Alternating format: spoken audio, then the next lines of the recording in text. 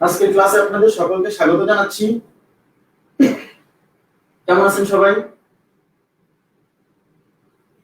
ওয়ালাইকুম আসসালাম।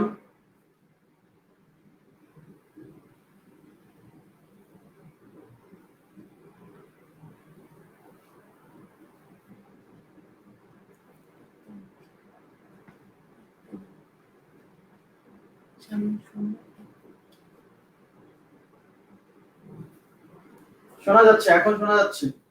জি আলহামদুলিল্লাহ, আমি ভালো আছি। আপনারা শুনতে পাচ্ছেন কিনা এবং দেখতে পাচ্ছেন কিনা একটু কমেন্টস করে জানালেই হবে, সমস্যা নেই। ক্লিয়ার শুনতে পাচ্ছেন কিনা? জি আলহামদুলিল্লাহ, আমি ভালো আছি। হ্যাঁ, আর 1 মিনিট 10-15 সেকেন্ড সময় নিব, তারপর আমরা শুরু করব।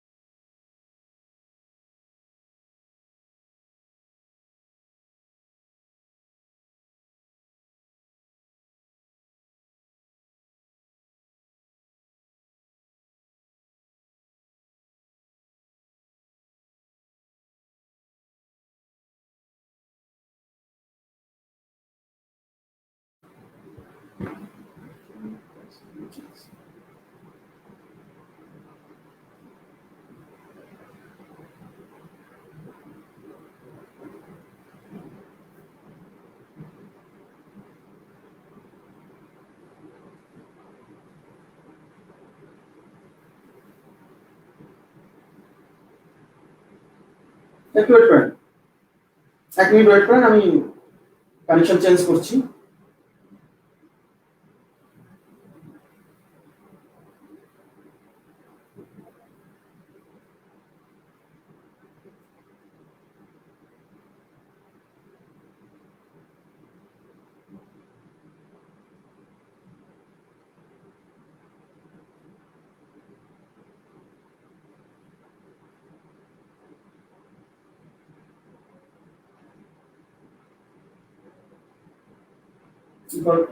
আনমিউট করে।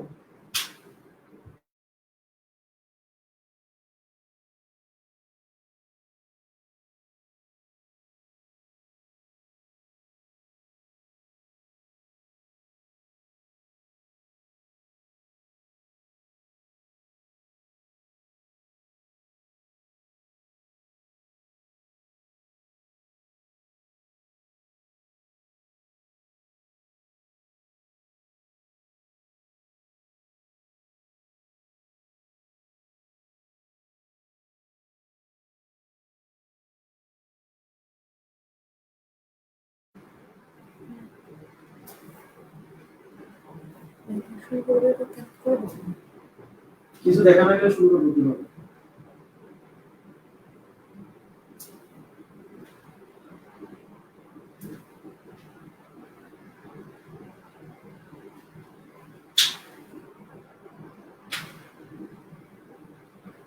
আনমিউট করে দেওয়া আছে। একটু আমি লাইনটা চেঞ্জ করে দিচ্ছি, এটা থেকে সুইচ করে কমপ্লেইন দিছি, ওরা আজকে আসে লাইনটা ঠিক করে দিয়ে যাবে, সমস্যা নেই। লাইনে সমস্যা, হ্যাঁ দ্রুত দ্রুত।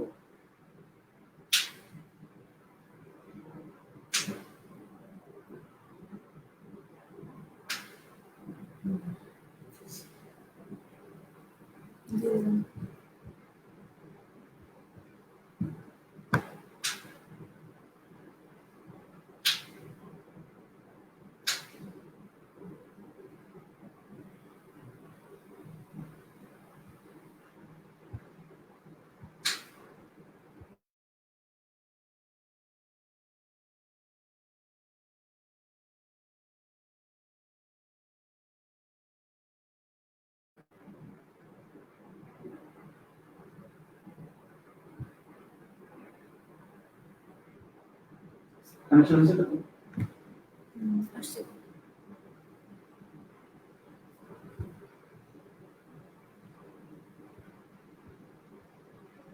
এটা দিয়ে করছি এটা সেট করছি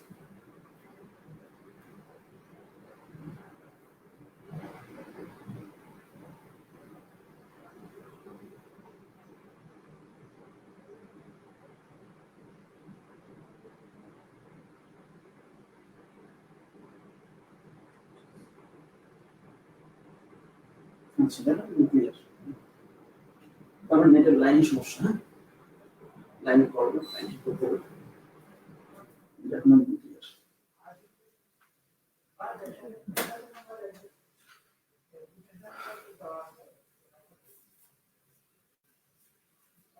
আচ্ছা এবার আপনারা ক্লিয়ার দেখতে পাচ্ছেন কিনা এবং সাউন্ড ক্লিয়ার শুনতে পাচ্ছেন কিনা এবার একটু কমেন্ট করে জানান। জি সাউন্ড ক্লিয়ার তো, সাউন্ড এবং ভিডিও সব ক্লিয়ার আছে কিনা আমি দেখতে পাচ্ছি সুন্দর। আপনারা শুনতে পাচ্ছেন কিনা সুন্দর একটু আমাকে জানান প্লিজ। হ্যাঁ স্টার্ট করবো প্লিজ, একটু ঝামেলা হলো। হ্যাঁ সাউন্ড ক্লিয়ার তাই তো। আচ্ছা আসলে আমার ওয়াইফাই লাইনে মনে হয় কোথাও কাটা পড়ছে বলেই কিন্তু এই ঝামেলাটা হচ্ছে। তো আমি কমপ্লেইন দিছি, ওরা এসে আজকে ঠিক করে দিয়ে যাবে। আমি অন্য একটা ডাটা দিয়ে চালাচ্ছি, সমস্যা নেই। আজকে ক্লাসটা এই ডাটা দিয়ে চলবে ইনশাআল্লাহ। হ্যাঁ ঠিক আছে। এবার শুনেন, আপনাদের এক্সাম 1 লিখে রাখছি, এটা কিন্তু এক্সাম 1 আজকে না, এক্সাম 1টা আজকে না, এক্সাম 1টা হবে হচ্ছে আপনাদের সামনে শনিবার। আবার বলছি সামনে শনিবার এক্সাম 1টা হবে সামনে শনিবার, এবং প্রত্যেকটা পরীক্ষা হবে হচ্ছে আমাদের যে ক্লাস শিডিউল, সেই ক্লাস শিডিউলের বাইরের টাইমে পরীক্ষা হবে, যাতে ক্লাস টাইমে কোনো হ্যাম্পার না হয়, ঠিক আছে। আচ্ছা তাহলে সামনে শনিবার যে কয় তারিখ আসে, 1 তারিখ আসে মেবি, হ্যাঁ 1 তারিখ এই পরীক্ষাটা হবে। আর পরীক্ষার টপিক হচ্ছে বিভাজ্যতার নীতি, বিভাজ্যতার নীতি, তারপর হচ্ছে মৌলিক সংখ্যা চিহ্নিতকরণ, মৌলিক সংখ্যা চিহ্নিতকরণ বা মৌলিক সংখ্যা রিলেটেড যা আছে সবকিছু, ঠিক আছে। আচ্ছা আচ্ছা মৌলিক সংখ্যা, আর একটা হচ্ছে মূলদ ও অমূলদ সংখ্যা, মূলদ ও অমূলদ সংখ্যা।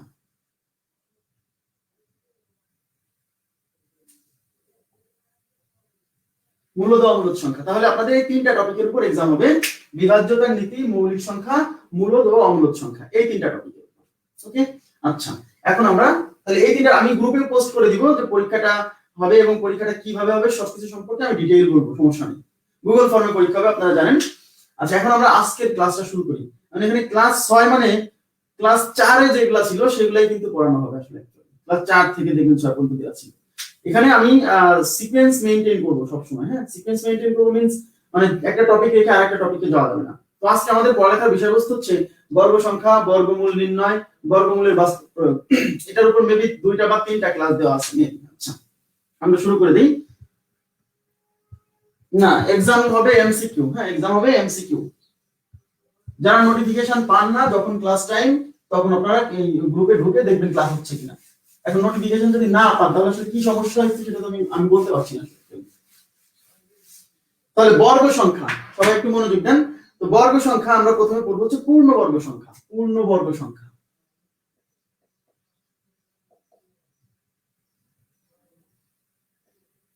তো পূর্ণবর্গ সংখ্যা কি এটা আমাদের জানা দরকার প্রথমে, যে পূর্ণবর্গ সংখ্যাটা আসলে অ্যাকচুয়ালি কি। তো পূর্ণবর্গ সংখ্যা হচ্ছে, এখানে স্ক্রিনে একটু দেওয়া হোক, পূর্ণবর্গ সংখ্যা যে সকল সংখ্যার বর্গমূল একটি পূর্ণ সংখ্যা তাকে বলা হচ্ছে পূর্ণবর্গ সংখ্যা। যে সকল সংখ্যার বর্গমূল একটি পূর্ণ সংখ্যা তাকে আমরা বলছি পূর্ণবর্গ সংখ্যা, ঠিক আছে। আচ্ছা তাহলে যে সকল সংখ্যার বর্গমূল পূর্ণবর্গ সংখ্যা তাকে বলছি যে সকল সংখ্যার বর্গমূল একটি পূর্ণ সংখ্যা তাকে আমরা বলছি পূর্ণবর্গ সংখ্যা। যেমন 25 একটা সংখ্যা, এর বর্গমূল হবে 5, যা একটা পূর্ণ সংখ্যা, সুতরাং 25 হচ্ছে পূর্ণবর্গ সংখ্যা। মানে যে সংখ্যার বর্গমূল করলে ফলাফল হবে পূর্ণ সংখ্যা, সেই সংখ্যাটাকে আমরা বলছি পূর্ণবর্গ সংখ্যা। যেমন 16 একটা সংখ্যা যার বর্গমূল হবে হচ্ছে 4, যা একটা পূর্ণ সংখ্যা, সুতরাং 16 হচ্ছে পূর্ণবর্গ সংখ্যা। মানে যে সংখ্যার বর্গমূল করলে ফলাফল পূর্ণ সংখ্যা আসবে সেই সংখ্যাটাকে আমরা বলছি পূর্ণবর্গ সংখ্যা। যেমন 12 এর বর্গমূল করলে অম্লজ সংখ্যা আসবে 3 পয়েন্ট এরকম চলতে থাকবে। এটা কি পূর্ণ সংখ্যা হচ্ছে না, তাহলে 12 পূর্ণবর্গ সংখ্যা নয়। একদম সিম্পল। যে সকল সংখ্যার বর্গমূল করলে ফলাফলটা আমরা কি পাচ্ছি, পূর্ণবর্গ সংখ্যা পাচ্ছি, সেই সংখ্যাটাকে বলছি আমরা পূর্ণ সংখ্যা।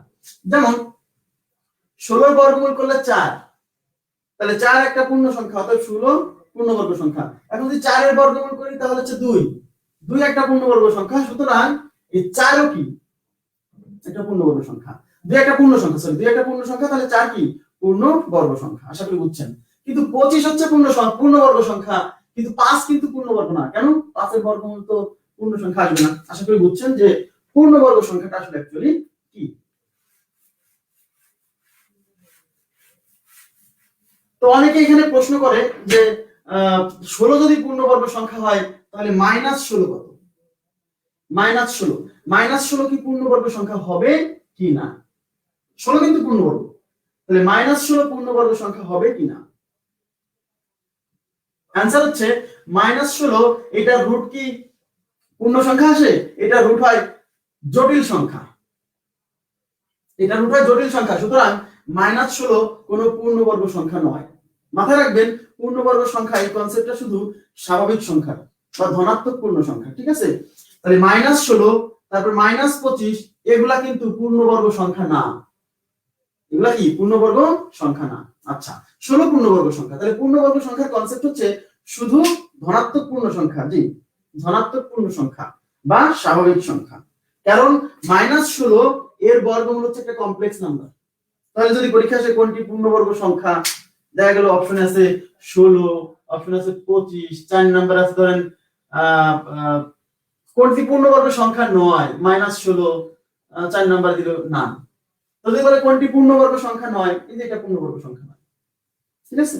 আচ্ছা ওকে, -16 জটিল না কিন্তু ভাই, আবার বুঝেন। আপনারা অনেকে বলছেন মাইনাস মানে জটিল সংখ্যা, -16 জটিল না। -16 বাস্তব সংখ্যা, কিন্তু -16 এর রুট হচ্ছে জটিল সংখ্যা, ঠিক আছে? তাহলে পূর্ণবর্গ সংখ্যা সম্পর্কে আমাদের কিছু আইডিয়া লাগবে। অঙ্ক করার সময় আমাদের এই পূর্ণবর্গ সংখ্যা সম্পর্কে মানে ভালো আইডিয়া না থাকলে অঙ্কটা ঝামেলা হবে। ঠিক আছে, এবার আজকে ঠিক করে ফেলবো। হ্যাঁ, আমি আসলে দুঃখ প্রকাশ করছি যে আসলে এতটা এই টানা 3 দিন সমস্যা হলো, আমার লাইনে সমস্যা, বুঝতে পারলাম। নাহলে এই যে অন্য ডেটা দিয়ে চালাচ্ছি, এখন কত সুন্দর স্মুথ চলছে। চেষ্টা করবো আজকের ভিতর প্রবলেম সলভ করা। কমপ্লেন দিয়ে দিচ্ছি, ওরা আসবে আজকে। আচ্ছা দেখেন, এখন এই পূর্ণবর্গ সংখ্যা এখান থেকে আমরা আসলে অ্যাকচুয়ালি কি বুঝি? ধরেন আপনাকে বলা হলো যে 5 স্কয়ার ইজ ইকুয়াল টু 25। সবাই মনোযোগ দিন, একটা কথা, জাস্ট একটা কনসেপ্ট আমি বুঝবো। 5 স্কয়ার এটা মানে কি 25। আপনাকে যদি কেউ জিজ্ঞাসা করে যে 5 স্কয়ার মানে কি বোঝায়, মানে এর মিনিং কি, আপনি কি বলবেন? যদি আপনারা রেসপন্স করেন করতে পারেন প্লিজ।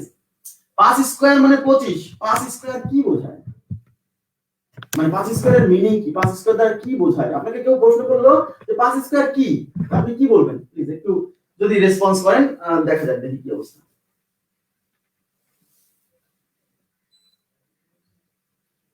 কেউ আপনাকে যদি জিজ্ঞাসা করে যে 5 স্কয়ার কি, আপনি কি উত্তর দিবেন? 5 গুণ 5 দুইটা 5। আচ্ছা, রেসপন্স আসছে।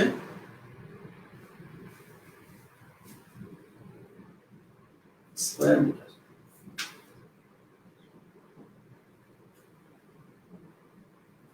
পাঁচের গুণ 25, 5 গুণ 25 স্কয়ার স্কয়ার স্কয়ার মিটার, বর্গ বোঝায়।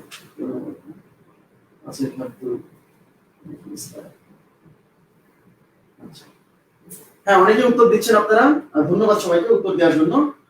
কিন্তু আপনারা যে উত্তর দিচ্ছেন সেই উত্তরটা আসলে মানে ঠিক আছে, রাইট, বাট আপনাকে যেটা মানে আপনাকে মিনিং যেটা বলা হয়েছে সেই মিনিংটা আসলে এটা না যে 5 গুণ 5, 5 এর উপর স্কয়ার 2। এর মিনিং হচ্ছে, সবাই মনোযোগ দেন, এর মিনিং হচ্ছে 5 স্কয়ার, এর মিনিং হচ্ছে 5 একক দৈর্ঘ্য বিশিষ্ট একটা বর্গাকার জায়গার ক্ষেত্রফল বোঝায়। আবার বলছি, মনোযোগ দেন প্লিজ। 5 একক দৈর্ঘ্য বিশিষ্ট একটা বর্গাকার জায়গার ক্ষেত্রফল হলো 5 স্কয়ার, ঠিক আছে? 5 একক দৈর্ঘ্য বিশিষ্ট, 5 একক মানে 5 মিটার, 5 সেন্টিমিটার, হোয়াটএভার ইট মিন। হ্যাঁ, তাহলে কি হচ্ছে 5 একক দৈর্ঘ্য বিশিষ্ট একটা বর্গাকার জায়গার ক্ষেত্রফল হচ্ছে 5 স্কয়ার, যে 5 একক দৈর্ঘ্য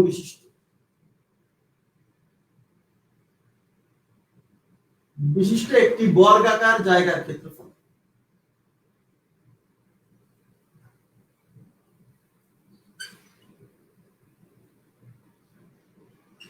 ক্ষেত্রফল হলো 5 স্কয়ার। 5 একক দৈর্ঘ্য বিশিষ্ট, জি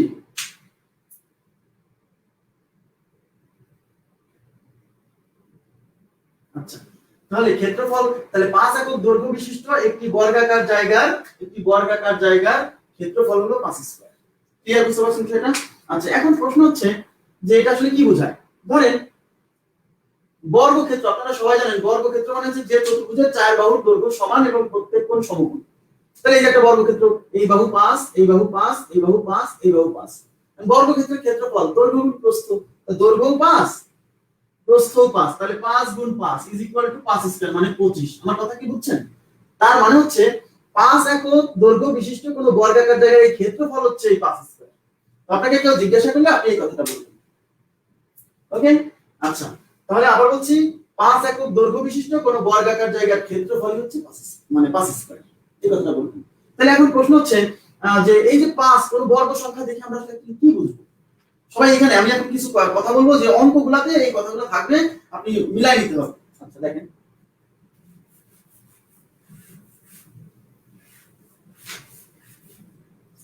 আমি একটা পয়েন্ট বলছি যে ধরেন কোথাও পূর্ণবর্গ সংখ্যা, কোন একটা পূর্ণবর্গ সংখ্যার সমান সংখ্যক লোক আছে, দাঁড়ায় আছে। কোথাও পূর্ণবর্গ সংখ্যার সমান সংখ্যক লোক দাঁড়ায় আছে। তাহলে পূর্ণবর্গ সংখ্যার সমান সংখ্যক লোক যদি কোথাও দাঁড়ায় থাকে, তাহলে ওই লোকগুলাকে বর্গাকারে সাজানো যাবে। আবার বলছি, খুবই ইম্পর্টেন্ট পয়েন্ট, এবং এটা কিন্তু পরীক্ষাতে অঙ্ক আসে। কোথাও যদি পূর্ণবর্গ সংখ্যা, কোন একটা পূর্ণবর্গ সংখ্যার সমান সংখ্যক লোক থাকে, তাহলে ওদেরকে সাজাই যদি লাইনে দাঁড় করায়, তাহলে ওদেরকে বর্গাকারে দাঁড়ানো যাবে, মানে ওদেরকে দাঁড় করায় একটা বর্গক্ষেত্র তৈরি করা যাবে। তার মানে কোথাও যদি 36 জন লোক থাকে, তাহলে এই 36 জন লোক, কোথাও যদি 36 জন লোক থাকে, 36 সংখ্যাটা পূর্ণবর্গ, তাহলে ওই 36 জন লোককে দাঁড় করায় একটা বর্গক্ষেত্র তৈরি করা যাবে, যার প্রত্যেক লাইনে এবং প্রত্যেক সারিতে এবং প্রত্যেক কলামে 6 জন করে লোক থাকবে। ঠিক আছে? তার মানে এই লোকগুলাকে আমি যখন এরকম দাঁড় করাবো, একটা লাইনে দাঁড় করাবো, তখন বর্গক্ষেত্র তৈরি করা যাবে, যেখানে প্রত্যেক লাইনে 6 জন, প্রত্যেক কলামে 6 জন। এই যে প্রত্যেক লাইনে 6 জন, প্রত্যেক কলামে 6 জন থাকবে। বলবেন যে কি করে বুঝলেন যে প্রত্যেক লাইনে 6 জন, প্রত্যেক কলামে 6 জন? মনোযোগ দিয়ে এই কথাটা খুব গুরুত্বপূর্ণ। সেটা হচ্ছে লোকজন কতজন ছিল? 36 জন। এই 36 এর বর্গমূলই হচ্ছে প্রত্যেক লাইনে যতজন লোক থাকবে বা প্রত্যেক সারিতে যতজন লোক থাকবে। আপনি এখন দেখতে পারেন, আমার কথা কি বুঝছেন? তার মানে হচ্ছে কোন একটা জায়গায় আপনাকে বলা হলো যে কোথাও 30 জন লোক আছে, 30 জন লোক দাঁড়ায় আছে, এদেরকে যদি আমরা লাইনে বা সারিতে দাঁড় করাই, তাহলে বর্গাকারে দাঁড় করানো যাবে কিনা? আপনি বলবেন যে যাবে না। কেন যাবে না? কারণ 30 সংখ্যাটা কোনো পূর্ণবর্গ সংখ্যা নয়। তার মানে ওখানে যদি 30 জন লোক না থেকে যদি 25 জন লোক থাকতো, তাহলে বর্গাকারে দাঁড় করা যেত। তাহলে প্রতি লাইনে, প্রতি সারিতে কতজন লোক হতো? 25 এর রুট কত? 5 জন। আশা করি আপনারা এই কথাটা বুঝতে পারছেন। তার মানে কোন একটা জায়গাতে, মনোযোগ দেন, কোন একটা জায়গাতে যদি 144 জন লোক থাকে, 144 জন লোক থাকে, এই লোকগুলাকে যদি আমি লাইনে এবং সারিতে এবং কলামে দাঁড় করাই, তাহলে এদেরকে দিয়ে একটা বর্গাকার লাইন বা সারি তৈরি হবে না? হবে না? হবে। কেন? 144 একটা পূর্ণবর্গ সংখ্যা। এবং প্রতি লাইনে কতজন দাঁড়াবে? এই 144 এর বর্গমূল 12 জন। প্রতি লাইনে 12 জন, প্রতি সারিতে 12 জন। দেখবেন ওরা যখন দাঁড়াবে, সৈন্যদেরকে অনেক সময় দাঁড়ায় না, স্কুলে দেখবেন যখন পিটি করায় তখন কিন্তু লাইনে সারিতে দাঁড় করায়। বর্গাকার জায়গা তখনই হবে যদি ওই ছাত্র সংখ্যা কি হয়? একটা পূর্ণবর্গ সংখ্যা হয়। ঠিক আছে? আশা করি বুঝতে পারছেন। ওকে ওকে, বর্গক্ষেত্রের দৈর্ঘ্য প্রস্থ সমান, সমস্যা নেই। আশা করি এই কনসেপ্টটা গেল। আবার ধরেন আপনি কোন একটা জায়গাতে গাছ লাগাবেন, মনোযোগ দেন, কোন একটা জায়গাতে গাছ লাগাবেন, গাছ, কিন্তু আপনি চাচ্ছেন যে ওই গাছ লাগায় যে বাগানটা হবে সেটা বর্গাকার বাগান হবে, দেখতে একদম চারপাশে সমান, দৈর্ঘ্য মানে চারপাশে সমান হবে। তখন আপনাকে কি করতে হবে? গাছ কিনতে হবে, পূর্ণবর্গ সংখ্যার সমান সংখ্যক গাছ কিনতে হবে। আপনাকে গাছ কিনতে হবে, আপনি মনে করেন যে 225টা গাছ কিনে নিয়ে আসছেন, 225টা গাছ কিনে নিয়ে আসছেন, তাহলে হবে বর্গাকার বাগান হবে। কেন? কারণ 225 একটা পূর্ণবর্গ সংখ্যা, 225 এর বর্গমূল হচ্ছে 15। বোঝা গেছে বিষয়টা? আচ্ছা, কিন্তু আপনি গাছ কিনে নিয়ে আসছেন, আপনি অঙ্ক বোঝেন না, আপনি গাছ কিনে নিয়ে আসছেন 200টা, এনে বলছেন যে এই গাছগুলো লাগায় একটা বর্গাকার বাগান বানান, হবে না, কারণ 200 কোনো পূর্ণবর্গ সংখ্যা নয়। আশা করি আপনারা বুঝতে পারছেন, ঠিক আছে? আচ্ছা, ওকে, তাহলে এটা আমরা বুঝলাম। এখন অনেকে আমাকে প্রশ্ন করে যে বর্গাকারে কেন দাঁড় করাবো? ধরেন আপনার কাছে আপনি এক জায়গায় লোক আছে 64 জন, 64 জন লোক আছে, এদেরকে দিয়ে বর্গাকার বানানো যাবে? এদেরকে দিয়ে বর্গক্ষেত্র বানানো যাবে না, যাবে না? হ্যাঁ যাবে। কারণ কি, এর বর্গমূল হচ্ছে 8, এটা একটা পূর্ণবর্গ সংখ্যা। প্রতি লাইনে 8 জন, প্রতি সারিতে যদি 8 জন দাঁড় করে দেই, তাহলে 64 জন লোক দাঁড়ালে একটা বর্গাকার জায়গা তৈরি, মানে বর্গক্ষেত্রের মধ্যে দেখা যাবে, তাই না? সুন্দর লাগবে দেখতে। একজন বলছে কেন আমি এরকম দাঁড় করাবো? আপনি যদি মনে করেন না আমি এরকম দাঁড় করাবো না, আপনি প্রতি লাইনে যদি 16টা করে 16 জনকে দাঁড় করান, তাহলে 4 গুণ 16 64। তার মানে আমি প্রতি লাইনে 16 জন করে দাঁড় করালেও কিন্তু 4 লাইন হবে, 64টা হয়ে যাবে, 64 জন হয়ে যাবে না? সেক্ষেত্রে বর্গ হবে না, মানে বর্গাকারেই দাঁড় করাতে হবে এরকম না, বর্গাকারে ছাড়াও অন্যভাবে দাঁড় করানো যায়। কিন্তু বর্গাকার হতে হলে অবশ্যই পূর্ণবর্গ সংখ্যার সংখ্যক সমান সংখ্যক হতে হবে। আবার 200 জন আপনার কাছে আছে, এই 200 জনকে আপনি যতই চেষ্টা করেন বর্গাকারে সাজানো যাবে না। আশা করি বুঝতে পারছেন। এখন দেখেন, আমরা আসলে আজকের ক্লাসটা কিন্তু আজকের মানে এই যে বর্গমূলের ক্লাস, পুরো ক্লাসটাই ইম্পর্টেন্ট। হ্যাঁ, 3টা বা 4টা ক্লাস যাই লাগুক খুব গুরুত্বপূর্ণ। আচ্ছা, এখন দেখেন, তাহলে আমরা চলে যাব প্রথমে আমরা বর্গ করা শিখব। বর্গ কিভাবে খুব দ্রুত বর্গ করা যায়। যেমন আমি যদি বলি যে 34 এর স্কয়ার, 34 এর স্কয়ার মানে কি? 34 এর স্কয়ার মানে 34 গুণ 34। কারণ দুইটা 34 গুণ করতে অনেক সময় লাগে, তো আমরা কিভাবে খুব দ্রুত সময়ে বর্গ করতে পারি তার আগে আমি আপনাদের একটু বলে নিই। আপনারা এখানে কিন্তু প্রিপারেশন নিতে আসছেন, চাকরির প্রিপারেশন না, তার মানে আপনার কিন্তু ওই সেই বিশাল বিশাল সংখ্যার বর্গমূল বের করা কিন্তু আসবে না, কিন্তু ওটা আপনি পারবেন। আমি মূল নিয়ম শিখাই দেবো, হয়তো সময় লাগবে, আপনি পারবেন। কিন্তু পরীক্ষায় যা আসে ভাই, যে ধরনের কোশ্চেন আছে সকল ধরনের কোশ্চেন কিন্তু এখানে সলভ করে দিবে, পরীক্ষায় আটকাবে না। কিন্তু আপনি আমাকে একটা বোম বাস্টিং মার্ক একটা মানে একটা কি সংখ্যা দিয়ে বলেন এটা বর্গমূল, ভাই আমি এটা করে দিতে পারবো, সময় লাগবে। কিন্তু খুব দ্রুত সময়ের মধ্যে আমি যেগুলো করাবো, যেটা খুব দ্রুত করেন, যেভাবে করা যায় পরীক্ষা সেগুলো আসে। আপনার দরকার কিন্তু চাকরিতে টেকা। আপনি যখন বেশি উল্টাপাল্টা জিনিসপত্র নিয়ে নাড়াচাড়া করবেন, হ্যাঁ, তখন কিন্তু চাকরি থেকে বিচ্যুত হবেন। আপনার টার্গেট কিন্তু চাকরি পাওয়া, ওকে? কিন্তু এর বাইরেও যদি না আমি শিখতে চাই, তাহলে কোনো সমস্যা নাই, হাজার হাজার এই বর্গের উপর হাজার হাজার টিউটোরিয়াল আছে, আপনি সেখান থেকে দেখে নেন, সমস্যা নেই। আর যদি দেখতে আপনার মন চায় যে না আমি আপনার কাছ থেকে শিখবো, তাহলে আমাকে পার্সোনালি নক দিলে আমি শিখাই দেবো, কোনো প্রবলেম নেই। কিন্তু এখানে আমি যথেষ্ট পরিমাণ যতটুকু দরকার সেটা আমি শেখাবো, কোনো সমস্যা নেই, ঠিক আছে? আচ্ছা, এখন দেখেন এই যে 34 স্কয়ার মানে 34 গুণ 34, অনেকে বলে যে এটা খুব দ্রুত কিভাবে করা যায়। তো দ্রুত কিভাবে করা যায় আমি দেখাচ্ছি, খুব দ্রুত। হ্যাঁ, ধরেন আপনাকে বলা হলো যে 32 এর স্কয়ার কত। এখন 32 এর স্কয়ার মানে হলো 32 ইনটু 32, তার মানে দুইটা 32 গুণ করে যা আসবে তাই। কিন্তু অনেকে বলে যে একটু সময় লাগছে, তো গুণ করতে ভালো লাগে না। হ্যাঁ, গুণ করতে কার ভালো লাগে? এইজন্য আমরা কি করব, একটু গুণ না করে কিভাবে দ্রুত করা যায়, সবাই মনোযোগ দেন, সবাই একটু মনোযোগ দিন প্লিজ। তাহলে 32 এ অঙ্ক কয়টা? দুইটা, এই একটা অঙ্ক, এই একটা অঙ্ক। তাহলে আমাদের প্রথম কাজ, এদিকে তাকান প্লিজ, প্রথম কাজ হচ্ছে এই 3 এর বর্গ করা। তাহলে প্রথম কাজ 3 এর বর্গ। 3 স্কয়ার কত? 3 স্কয়ার এই যে 3 স্কয়ার 9 না? 9 না? কিন্তু আমরা 9 নিব না, আমরা এখান থেকে প্রত্যেকটা ডিজিটের আলাদা আলাদা করে বর্গ করব এবং 2 ঘর নিব, 2 ঘর। তাহলে 3 স্কয়ার তো 9, এখানে কয় ঘর? 1 ঘর। এখানে 2 ঘর বানানোর জন্য আমি সামনে শূন্য দিয়ে 0 9 নিব, মানে প্রত্যেকটা ডিজিটের স্কয়ার করে 2 ঘর করে নিব। তাহলে 3 স্কয়ার তো 9, কিন্তু আমার তো 2 ঘর বানাতে হলে আরেকটা ঘর লাগবে। একজন, তাহলে 3 স্কয়ার 9, একজন বলছে এখানে শূন্য দেন, ভাই তাহলে তো 90 হয়ে গেল। সামনে শূন্য দিলে 9 9ই থাকছে, ঠিক আছে সেটা? আচ্ছা, তাহলে 3 স্কয়ার কত? 3 স্কয়ার হচ্ছে 0 9, 3 স্কয়ার 0 9, মনোযোগ দেন প্লিজ। এবারে 2 স্কয়ার, 2 স্কয়ার 4, কিন্তু আমি নেব 2 ঘর, তার মানে 0 4। তাহলে 3 স্কয়ার 0 9, 2 স্কয়ার 0 4। প্রথমে এই কাজটা করবেন, বুঝা গেছে? পাশাপাশি লিখবেন, এরা দুইজন পাশাপাশি আছে, তাহলে এদের বর্গ করে আমি পাশাপাশি লিখব। এবার এখানে যে 3 আছে না, 3 এই মাঝখানে যে ডিজিট, এই 3 দিয়ে 2 কে গুণ করব। এই 3 দিয়ে 2 কে গুণ, মনোযোগ দিন প্লিজ, এই 3 দিয়ে 2 কে গুণ, মানে এখানে যারা থাকে গুণ, 3 দিয়ে 2 কে গুণ করলে 3 দুগুণে 6, বুঝেন প্লিজ? তাহলে 3 গুণ 2 6, এই দুটাকে গুণ করে যে ফলাফল আসবে তাকে দ্বিগুণ করবেন। কেন? এই যে স্কয়ার আছে এইজন্য। তাহলে 3 গুণ 2, 3 দুগুণে 6, 6 কে দ্বিগুণ, 6 দুগুণে 12। আবার বলছি, এই 3 এই 2 গুণ করলে 6, তাকে আবার দ্বিগুণ, কেন? এই যে 2, তাহলে 3 আর 2 গুণ করলে 3 দুগুণে 6, তাকে দ্বিগুণ করলে 6 দুগুণে 12, সেই 12 আপনাকে যোগ করতে হবে এই মাঝখানে, 12 এর মাঝখানে যোগ করতে হবে। তাহলে 4 2 9 1 10 0 হাতের 1 1024, তার মানে 32 স্কয়ার হচ্ছে 1024। তাহলে এটা করলে হবে 1024। আশা করি বুঝছেন। আমি আরো অনেক एग्जांपल করাবো, কোনো প্রবলেম হবে না, ঠিক আছে? তাহলে এইটার আলাদা করে স্কয়ার, এইটার আলাদা করে স্কয়ার, তারপর এইটা দিয়ে এটাকে গুণ, যে ফলাফল আসবে তাকে দ্বিগুণ, সেটা যোগ করব মাঝখানে, ব্যাস অঙ্ক শেষ। ক্লিয়ার আছে বিষয়টা?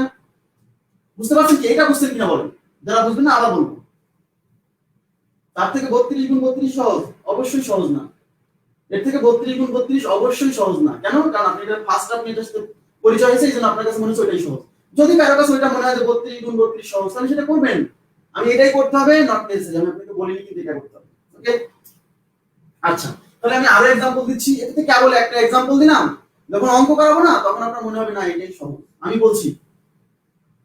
ওকে, আমরা তাহলে আরো एग्जांपल দিচ্ছি। ওকে, থ্যাংক ইউ। ধরেন আপনাকে আমি বললাম যে 42 এর স্কয়ার, 42 এর স্কয়ার কত? হ্যাঁ বলবো, আরো অনেকবার বলবো, সমস্যা নেই। তাহলে 42 এর স্কয়ার, তাহলে বলেন প্রথমে হচ্ছে 4 এর স্কয়ার, প্রথমে হচ্ছে 4 এর স্কয়ার, 4 স্কয়ার কত? 16। এখন 16 তে কিন্তু 2 ডিজিট চলে আসছে, শূন্য দেওয়ার কোনো দরকার নাই। আমি এইটার স্কয়ার করে 2 ঘরে নিব, তাহলে 4 স্কয়ার 16, 16 তো 2 ঘর, এখানে তো 2 ঘর আছেই, তাহলে শূন্য দেওয়ার কোনো দরকার নেই। আচ্ছা, এবার এই 2 স্কয়ার, এই 2 স্কয়ার কত? 4, কিন্তু আমি নেব 0 4, তাহলে 2 ঘর নিতে হবে, তাহলে 2 স্কয়ার হচ্ছে 0 4, পাশাপাশি বসালাম। এটার স্কয়ার করব, এটার স্কয়ার করব, পাশাপাশি বসাবো, ঠিক আছে? এবার এটা দিয়ে এটাকে গুণ, 4 দুগুণে 8, 8 এর দ্বিগুণ, 8 দুগুণে 16, 4 দুগুণে 8, ওই 8 কে আবার দ্বিগুণ, মানে এই দুইটা গুণ করে যে ফলাফল আসবে তাকে দ্বিগুণ। 4 দুগুণে 8, 8 দুগুণে 16, সেই 16 যোগ করব কোথায়? এই মাঝখানে। তাহলে 4 6 7 1 1764, 1764, ঠিক আছে বিষয়টা? আশা করি বুঝতে পারছেন, কনসেপ্ট ক্লিয়ার? আচ্ছা, এখন দেখেন, যদি আমি আপনাকে বলি যে না 53 স্কয়ার করেন, 53 স্কয়ার, কোনো সমস্যা নেই। তাহলে 53 স্কয়ার, তাহলে প্রথমে আমরা এই 5 স্কয়ার করব, 5 স্কয়ার 25, 2 ঘর চলে আসছে, তাহলে আর শূন্য দেওয়ার কোনো দরকার নাই, ঠিক আছে? আচ্ছা, এখন এই 3 স্কয়ার কত? 3 স্কয়ার 09। এবারে 5 দিয়ে 3 কে গুণ, 3 5 15, সেই 15 কে দ্বিগুণ, 15 দ্বিগুণে 30, সেই 30 কোথায় যোগ? এই মাঝখানে যোগ। তাহলে এটা 9 0 8 2 2809, ঠিক আছে? 2809, তাহলে এটা 2809। আশা করি বুঝতে পারছেন। মাল্টিপল করে যদি আপনার, মাল্টিপ্লাই করে যদি আপনার ভালো লাগে আপনি করবেন, আমি কিন্তু আপনাকে নিষেধ করছি না, আপনাকে বলছি না এটাই করতে হবে। এটা তো পরীক্ষার হলে তেমন একটা, আমাদের লাগবে হচ্ছে বর্গমূল, ভাইয়া বর্গমূল, আর এই বর্গমূলটা ভালোভাবে করার জন্য এগুলো লাগবে। আচ্ছা, 2809। ওকে, এবার দেখেন, যদি আপনাকে নেওয়া হয় যে 64 স্কয়ার কত? আমি অনেক एग्जांपल করাবো, এখানেই আপনার পড়ানো বুঝতে যাবে, সমস্যা নেই। বেঁধে তো যাচ্ছে না, আমি তো দেখতে পাচ্ছি স্মুথই তো আছে, ঠিকই তো আছে, আপনারা তো দেখতে পাচ্ছেন সবাই। তাহলে এই যে 64 স্কয়ার, 64 স্কয়ার বুঝতেই পারছেন যে এই 6 এর স্কয়ার 36, এই 4 এর স্কয়ার কত? 16। দেখেন 6 স্কয়ার 36, 2 ঘর চলে আসছে, আবার 4 স্কয়ার 3 দুই ভাগে পড়াবো ভাই, 4 স্কয়ার 16, এটা 2 ঘরে চলে আসছে, তাই না? তাহলে আর কোনো সমস্যা নেই। তাহলে এখন কি করতে হবে? এই 6 দিয়ে 4 কে গুণ, 4 6 24, তাকে দ্বিগুণ, 4 6 24, তাকে দ্বিগুণ, 24 দ্বিগুণ 48, সেই 48 এর মাঝে যোগ, 6 9 10 এর 0 হাতে 1 3 আর 4, 4096, 4096, ঠিক আছে? জি 4096। ওকে,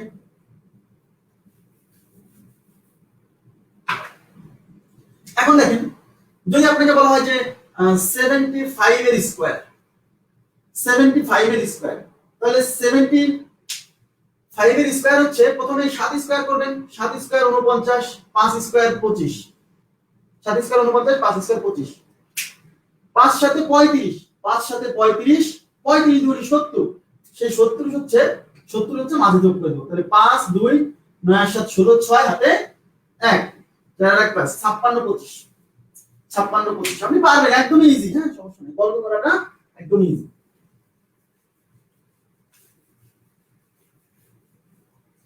এবার দেখেন, ধরেন আপনাকে আমি বললাম যে 91 স্কয়ার, 91 স্কয়ার, 91 স্কয়ার যদি হয় তাহলে 9 স্কয়ার 81, 9 স্কয়ার 81, আর 1 স্কয়ার কত?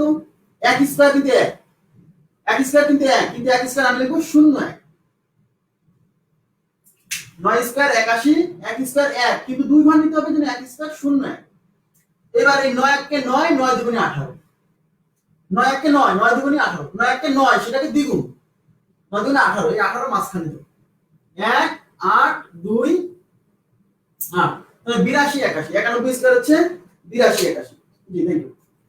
আচ্ছা, এখন আপনাকে যদি বলা হয় যে না 23 স্কয়ার, 23 স্কয়ার একটু ছোট নিন, হ্যাঁ 23 স্কয়ার, তাহলে প্রথমে কি 2 স্কয়ার 0 4, 2 স্কয়ার 0 4, ঠিক আছে, 3 স্কয়ার 0 9, এবার 3 দুগুণে 6, 6 দুগুণে 12, 9 2 5, 529, তাহলে কত হচ্ছে 529। হ্যাঁ, অনেকে উত্তর দিচ্ছেন, সবাই উত্তর দিচ্ছেন, থ্যাংক ইউ ভেরি মাচ।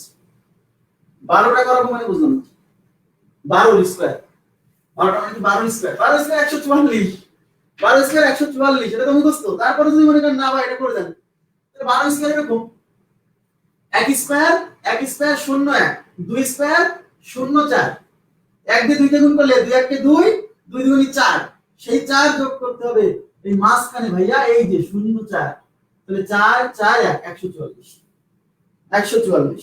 ওকে, আচ্ছা, থ্যাংক ইউ। এইবার একটু বড় টাইপের নিই, হ্যাঁ, তাহলে আপনাদের আরেকটু বুঝতে সুবিধা হবে। দেখেন, ধরেন আমি নিলাম হচ্ছে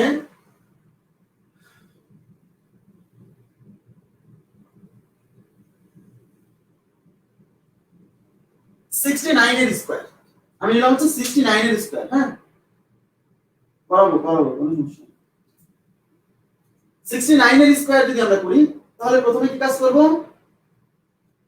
তাহলে প্রথমে এই 69 আসলে দশমিকও করাবো, সমস্যা নাই, আমি লিখে রাখি, জান আপনারা সবই করাবো ভাই, ভাববেন না। আচ্ছা 69, তাহলে 6 এর স্কয়ার 36, 9 এর স্কয়ার 81, 6 9 54। এবার একটু শুনেন, একটু এদিকে মনোযোগ দিন, হ্যাঁ, আপনারা একটু মনোযোগ দেন প্লিজ, এখানে একটু ঝামেলা আছে বলে কিন্তু বলছি মনোযোগ দিন। 6 স্কয়ার 36, 9 স্কয়ার 81, এবার 6 9 54, 54 দুগুণে 108, প্লিজ এদিকে তাকান, 6 9 54, 54 দুগুণে 108, তাহলে 54 দুগুণে যদি 108 হয়, খেয়াল করুন প্লিজ, 6 9 54, 54 দুগুণে 108, কিন্তু 108 আমি কোথায় যোগ করব, মাঝখানে ভাই, মাঝখানে টাঝখানে কিছুই না, যোগ করতে হয় শুধু এই ঘর কেটে দিয়ে, মানে এই ঘরের নিচে কোনো কিছু এনে যোগ করা যাবে না, এই ঘর কেটে দিয়ে এই পাশে যোগ, এই ঘর কেটে দিয়ে এই পাশে যোগ। ওকে, তাহলে এই ঘর কেটে দিয়ে আমরা এই পাশে যোগ করব, তাহলে এই যে 6 9 54, 54 দুগুণে 108, তাহলে এই যে 108, এই 108 আমরা বসাবো এই ঘরের নিচে, বসাবো না, এই ঘর বাদ দিয়ে এই পাশে, তাহলে এই যে 8 0 1, মানে এই জিনিসটা এই দিকে বসাতে হবে। এবার বসান 1 8 8 16 6 হাতে কত 1 6 1 7, এটা হচ্ছে 4। বোঝা গেছে বিষয়টা? আশা করি বুঝতে পারছেন। তার মানে বিষয়টা হচ্ছে যোগ করার সময় মাঝে না, যোগ করার সময় হচ্ছে এই ঘর কেটে দিয়ে তার এই পাশে যোগ। এই ঘর কেন এই ঘর কেটে দিচ্ছি জানেন? কারণ আমরা গুণ করার সময় কিন্তু কি করি, প্রথমে ধরেন এই 69 গুণ করে এখানে মান বসাই, এই ঘর কেটে দেই না, ওই সেই জন্য এই ঘর কেটে দিচ্ছি, মানে এই পাশে মান বসাচ্ছি, ওই পাশে বসাবো না। ক্লিয়ার আছে বিষয়টা? জি, তাহলে আশা করি বুঝতে পারছেন যে যোগটা আসলে কোথায় করব। তাহলে এখন যদি আপনাকে বলি যে 98 স্কয়ার, 98 স্কয়ার, 9 স্কয়ার 81, 8 স্কয়ার 64, 8 9 72, 8 9 72, 72 দুগুণে 144, তাহলে 144 এটাকে কেটে দিব, 144 কোথায় বসাবো, এইদিকে, তাহলে 104 4 1, এই যে 144। ক্লিয়ার? আচ্ছা, এবার যোগ 4 6 4 10 শূন্য হাতে 1 4 1 5 1 6 8 1 9 9604 9604 ক্লিয়ার সেটা আশা করি বুঝতে পারছেন তার মানে যোগ করার ক্ষেত্রে আমাদের যে কাজটা করতে হবে এই ঘর কেটে দিয়ে এই পাশে বসাতে হবে ওকে এখন ধরেন যে 37 স্কয়ার আসলো 37 স্কয়ার তাহলে 37 স্কয়ার 3 স্কয়ার 0 9 7 স্কয়ার 49 3 সাথে 21 21 দুগুণে 42 তাহলে 42 যোগ করব কোথায় এই ঘর কেটে দিবে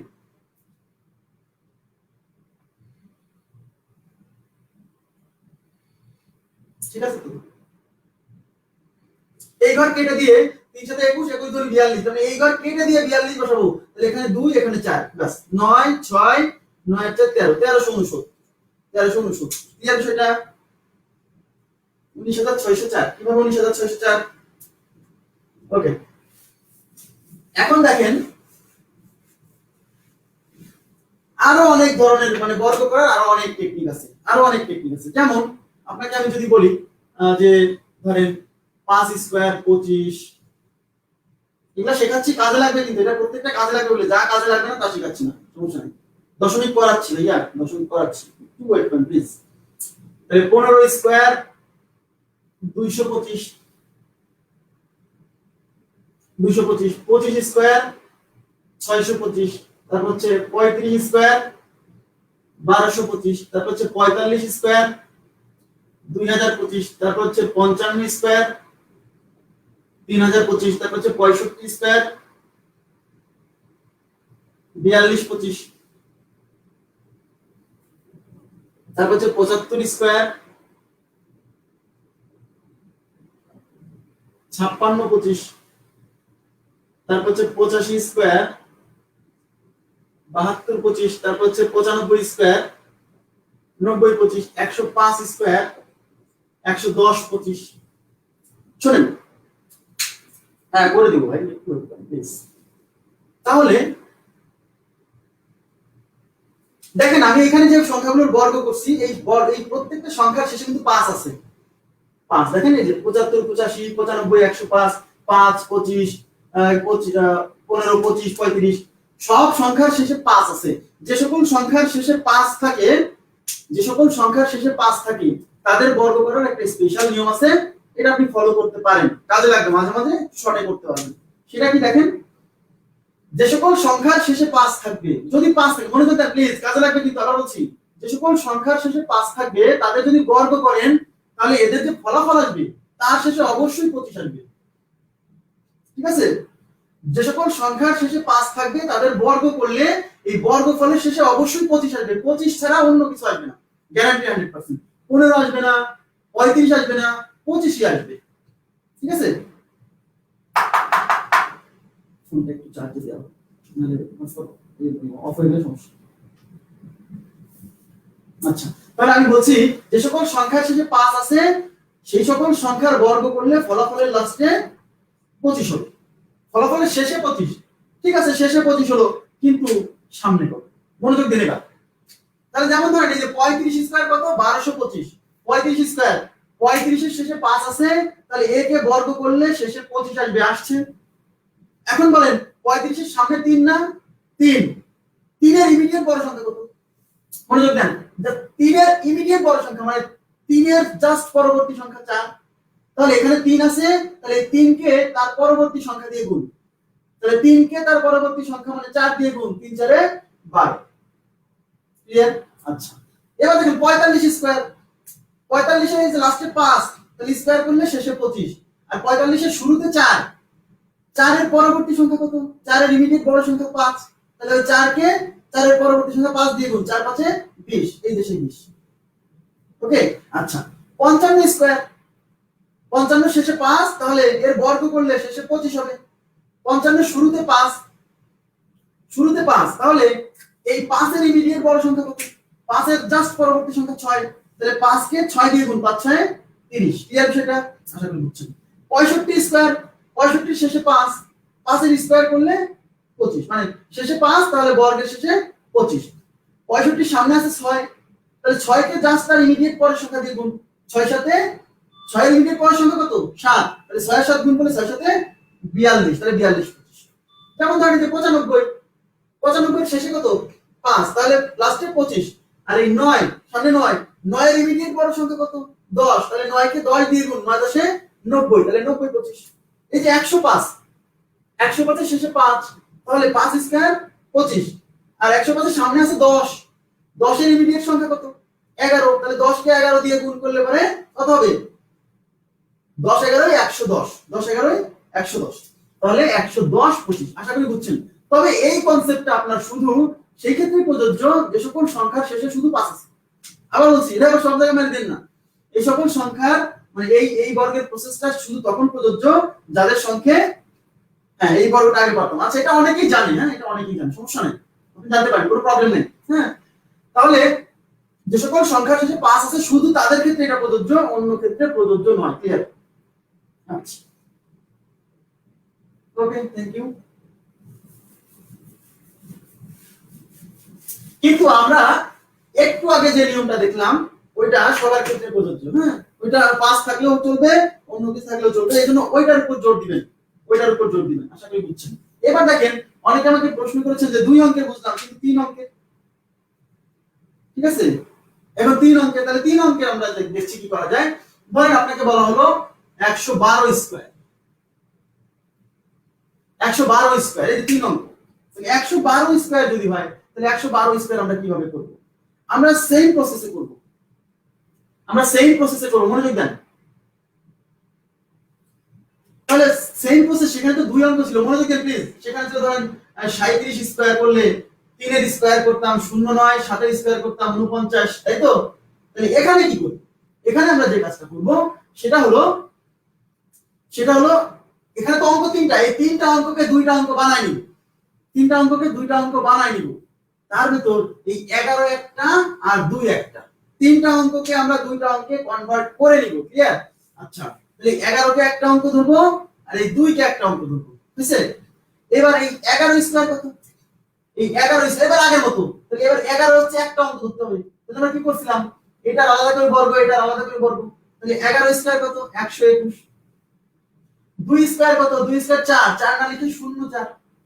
এবার সেম প্রসেস, এটা একটা অঙ্ক না, তাহলে 11 কে 2 দিয়ে গুণ, তাহলে 11 দুগুণী 22, তাকে দ্বিগুণ 22 দুগুণী 44, তাহলে 44 যোগ করব কোথায়?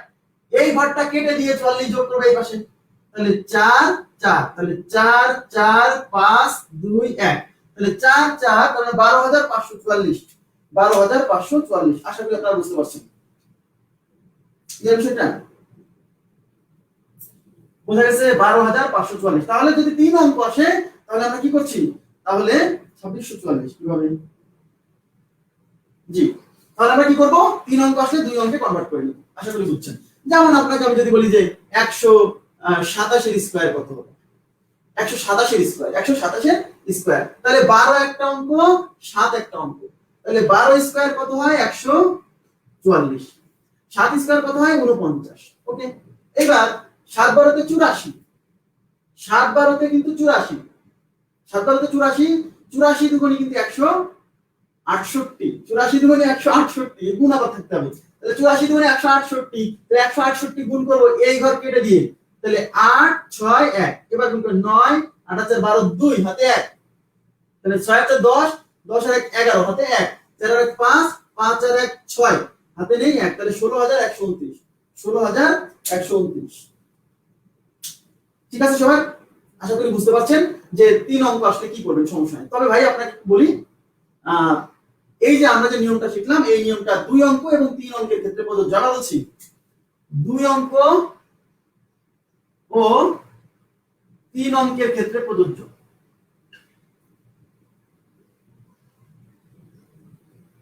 2 অঙ্ক 3 অঙ্কের ক্ষেত্রে প্রযোজ্য। ভাই বিসিএস সহ চাকরির পরীক্ষায় আপনার 2 আর 3 অঙ্কের বাইরে লাগবে না, আমি বলছি লাগবে না। যদি লাগে তাহলে আপনি ফুল নিয়মে করবেন, আর যদি না পারেন ইউটিউবে হাজার হাজার ভিডিও আছে যে কিভাবে বর্গ করা যায়। আমি তো বলছি যে এটা আমাদের 2 অঙ্ক 3 অঙ্কই এনাফ, মোর দেন এনাফ। ঠিক আছে? আচ্ছা, তাহলে আমরা বুঝতে পারলাম যে 2 অঙ্ক থাকলে পরে তো সহজে হচ্ছে, 3 অঙ্ক থাকলে 2 অঙ্কে কনভার্ট করে নিচ্ছি। আশা করি বুঝতে পারছেন। তাহলে আমরা 2 অঙ্ক এবং 3 অঙ্কের যত সংখ্যা আছে এটা দিয়ে আমরা করতে পারবো। এখন দশমিক সংখ্যার বর্গ, এটা আমাকে জিজ্ঞাসা করেছেন যে দশমিক সংখ্যার বর্গ আমরা কিভাবে করব।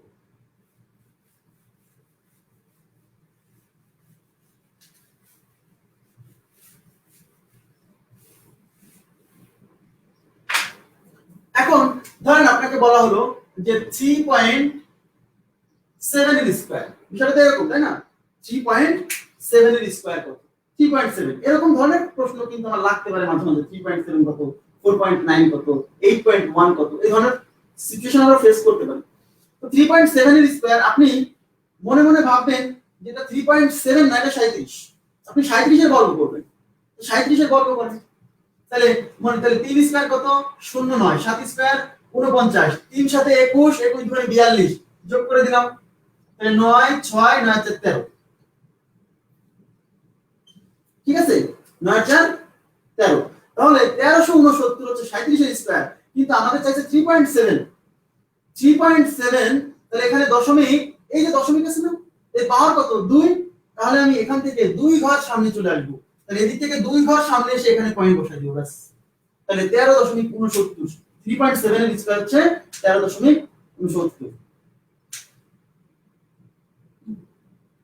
হ্যাঁ, প্রথম দুই অঙ্ককে, যে ফার্স্ট দুই অঙ্ককে এক অঙ্ক কনসিডার করতে হবে সব সময়, তিন অঙ্কের সংখ্যা আসলে সব সময় প্রথম দুই অঙ্ককেই আমাকে এক অঙ্ক কনসিডার করতে হবে। একটা ভালো প্রশ্ন করেছেন যে আমি যদি লাস্টের দুই অঙ্ককে করি না, হ্যাঁ 13.69, 5 থাকলেও হ্যাঁ যাই থাক সমস্যা নেই, হবে, আশা করি বুঝছেন। এখন দেখেন যদি হয় ধরেন 8.2 এর স্কয়ার, তাহলে এটাকে চিন্তা করেন 82, 8 স্কয়ার কত 64, 2 স্কয়ার 0 4, 8 2 16, 16 2 32, এখানে যোগ করে দেন, তাহলে 4 2 5 আর 4 9 আর 6, এবার এখানে 2 আছে তাহলে 2 ঘর আগে আসেন, 69.24, 69.24, আশা করি বুঝতে পারছেন। যদি দশমিক থাকে সমস্যা নেই, দশমিক বাদ দিয়ে ক্যালকুলেশন করে 2 ঘর আগে পয়েন্ট বসাই দিবেন, অঙ্ক শেষ। ওকে, তাহলে 2 ঘর আগে পয়েন্ট বসাই দিতে হবে, আশা করি বুঝছেন। তাহলে এই পর্যন্ত গেল। তাহলে এই যে বর্গ করলাম আমরা, এই যে বর্গ যে করলাম আমরা বিষয়টা, এই বর্গ আপনি এইটুকু জানলে, আমি বলছি আবার শুনেন, আমার কথা শুনেন মনোযোগ দিয়ে, আপনার বর্গ আপনাকে যদি কেউ বলে যে 72,596, এটার বর্গ কত হবে করে দেন, ভাই আপনার এটার বর্গ আপনি জ্ঞান অর্জনের জন্য শিখতে পারেন, কিন্তু পরীক্ষার জন্য এটার বর্গ আমার শর্টকাটে শেখার দরকার নেই, আসবে না পরীক্ষা, বুঝা গেছে সেটা? আচ্ছা, আশা করি বুঝছেন। হ্যাঁ, সব সময় প্রথম দুই ঘর, 3 অঙ্ক আসলে প্রথম দুই ঘর।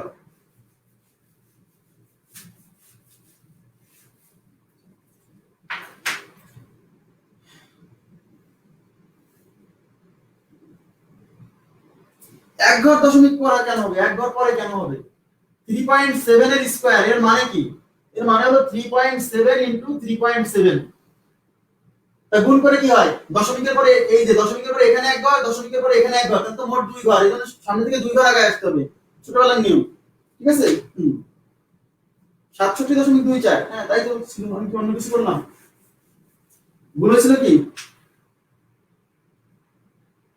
ওকে, 0.3, আচ্ছা উনি বলছে 0.3 কত, দেখেন 0.3 এর স্কয়ার, আচ্ছা দেখেন উনি বলছে 0.3 এর স্কয়ার কত, তো 0.3 এদিকে দেখেন 3 এর স্কয়ার কত, 3 এর স্কয়ার কত 9, 3 এর স্কয়ার 9 না, মনে করে উনি একটা ভালো প্রশ্ন করছে, উনি বলছে যে 3 এর স্কয়ার তো 9, কিন্তু এখানে স্কয়ার আছে না, তাহলে দুই ঘর আগে আসবো, কিন্তু ঘরই তো একটা, তাহলে দুই ঘর কোথায় পাবো, ওজন্য আরেকটা ঘর আরেকটা শূন্য দিয়ে পূরণ করে তারপরে পয়েন্ট, তাহলে 0.3 স্কয়ার 0.09, 0.3 স্কয়ার 0.9 না, কিন্তু বোঝা গেছে কি বিষয়টা?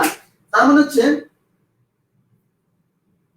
দশমিকের পরে দুইটা সংখ্যা থাকলে ধরেন আর কত 1.24, আচ্ছা ঠিক আছে 1.24 স্কয়ার লাগবে না এগুলা, তাও বলে দিচ্ছি 1.24 স্কয়ার, মনে করেন 124, 124 মনে করেন, 124 মনে করেন, এখন 12 একটা ঘর 4 একটা ঘর, 12 স্কয়ার 144, 4 স্কয়ার 16, 4 12 তে 48, 48 দুই 96, এই যেখানে যোগ করেন, তাহলে 6 7 9 4 13, 3 হাতে 1 5 1, এবার এখান থেকে কয় ঘর আছে, দুই ঘর পরে পয়েন্ট, এখানে কিন্তু পয়েন্টের পরে দুই ঘর, খেয়াল করেন প্লিজ, এখানে পয়েন্টের পরে দুই ঘর, তাহলে আপনি আগে আসবেন 4 ঘর, এখানে পয়েন্টের পরে দুই ঘর, তাহলে আগে আসবেন 4 ঘর, তাহলে 1 2 3 4, এই যে এখানে পয়েন্ট, ক্লিয়ার? আচ্ছা আচ্ছা, ভুল করছিলাম, তাহলে এটা 67.24 হবে, আপনারা ঠিক করে নিন, হ্যাঁ।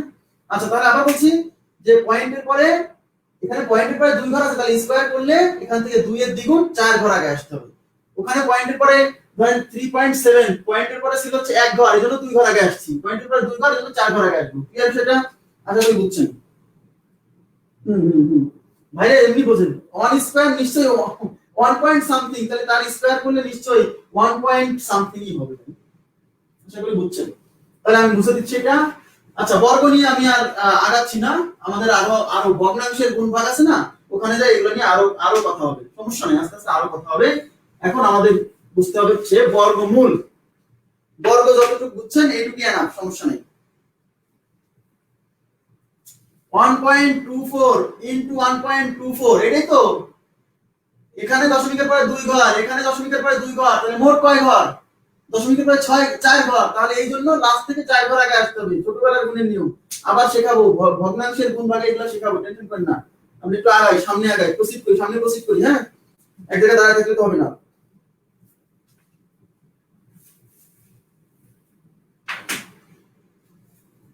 এখন দেখেন একটা একটা একটা টেকনিক দেখাই, যদি এগুলো লাগবে না। হ্যাঁ, ধরেন 100, এটা কত, এটা স্কয়ার কত, এগুলো জাস্ট মজার জন্য, কিন্তু এগুলো পরীক্ষা হলে কোনো কাজে আসবে বলে আমার মনে হয় না। আচ্ছা, এই যে এটার স্কয়ার, এখন আমি তো জানি 3 ঘর ছাড়া হবে না। তো দেখেন এখানে কিন্তু যে বর্গটা দিছি সেখানে সবগুলোই কিন্তু 1, সবগুলোই কত 1। তাহলে যখন কোন একটা সংখ্যা সবগুলো 1 হবে, তার জন্য একটা টেকনিক আপনি বর্গটা করতে পারেন, যদিও এটা তেমন কাজে লাগবে না। তাহলে এটা কিভাবে হবে? এখানে যখন সবগুলো 1 থাকবে, আবার বলছি, তাহলে কয়টা 1? 4টা 1। তাহলে আপনি 4 পর্যন্ত লিখে যাবেন সিরিয়ালে। তাহলে যেহেতু 4টা 1, এই জন্য লিখবো 1 2 3 4। 4টা 1, এই জন্য লিখছি 1 2 3 4। এবার এখান থেকে আবার কমানো শুরু করবো, 4 পর্যন্ত যাই আবার কমাবো। তাহলে 4 এর চেয়ে 1 কমালে 3, তারপর 2, তারপর 1। এটা উত্তর। বুঝা গেছে বিষয়টা? তার মানে 4টা 1, এই জন্য 1 2 3 4, তারপর আবার কমায় 1 পর্যন্ত চলে যাবো। 1 থেকে 4 পর্যন্ত যাবো, কমায় আবার 1 এ চলে আসবো, শেষ। আবার ধরেন 5টা যদি হয় 1 2 3 4 5, তাহলে কি লিখবো? 1 2 3 4 5 4 3 2 1, মানে 5টা 1, এই জন্য 5 পর্যন্ত যাবো, তারপর আবার কমায় চলে আসবো। ওকে, আচ্ছা। এখন দেখেন, তাহলে যদি হচ্ছে ধরেন 3টা 1, তাহলে 3টা 1, তাহলে কি করবো? 1 থেকে 3 পর্যন্ত যাবো।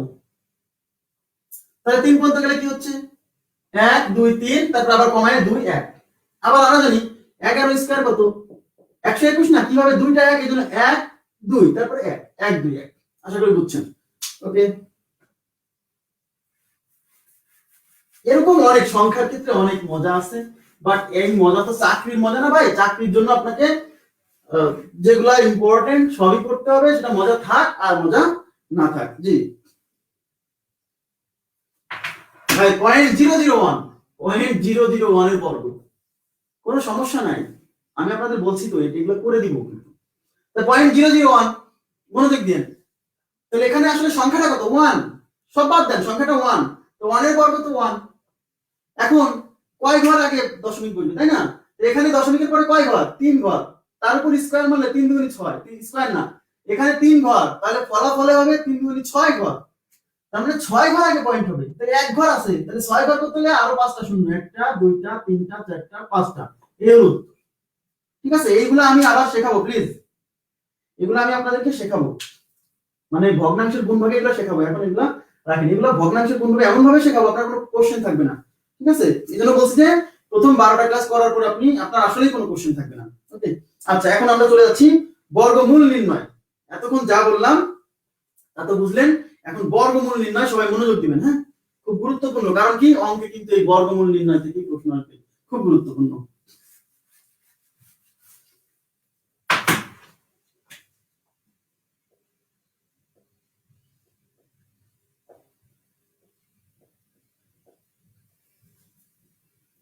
আচ্ছা, ঝাপসা কোথায়? ঝাপসা সরি, ঠিক আছে। আচ্ছা, বর্গমূল। এখন প্রশ্ন হচ্ছে বর্গমূল বিষয়টা কি। ধরেন আমি আপনাদেরকে যদি বলি যে 32 এর স্কয়ার, এটা আপনারা এখন ইজিলি করে ফেলতে পারবেন। 32 এর স্কয়ার হচ্ছে 1024।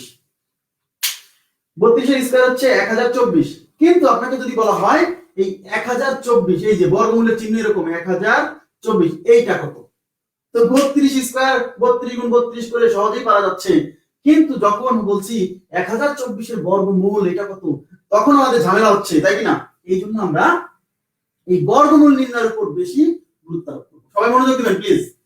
তাহলে বর্গমূল, এটার বর্গমূল আমরা কিভাবে, আমরা তো মূল নিয়মে পারি, মূল নিয়ম আমি আজকে শেখাবো না, বর্গমূল নির্ণয়ের মূল নিয়ম আজকে শেখাবো না, এটা 3 নাম্বার ক্লাসে যায় বর্গমূল নির্ণয়ের মূল নিয়ম শেখাবো। এই বর্গ এবং বর্গমূলের 3 নাম্বার ক্লাসে যায়, ঠিক আছে? মূল নিয়মটা পরে শেখাবো, কিন্তু শেখাবো।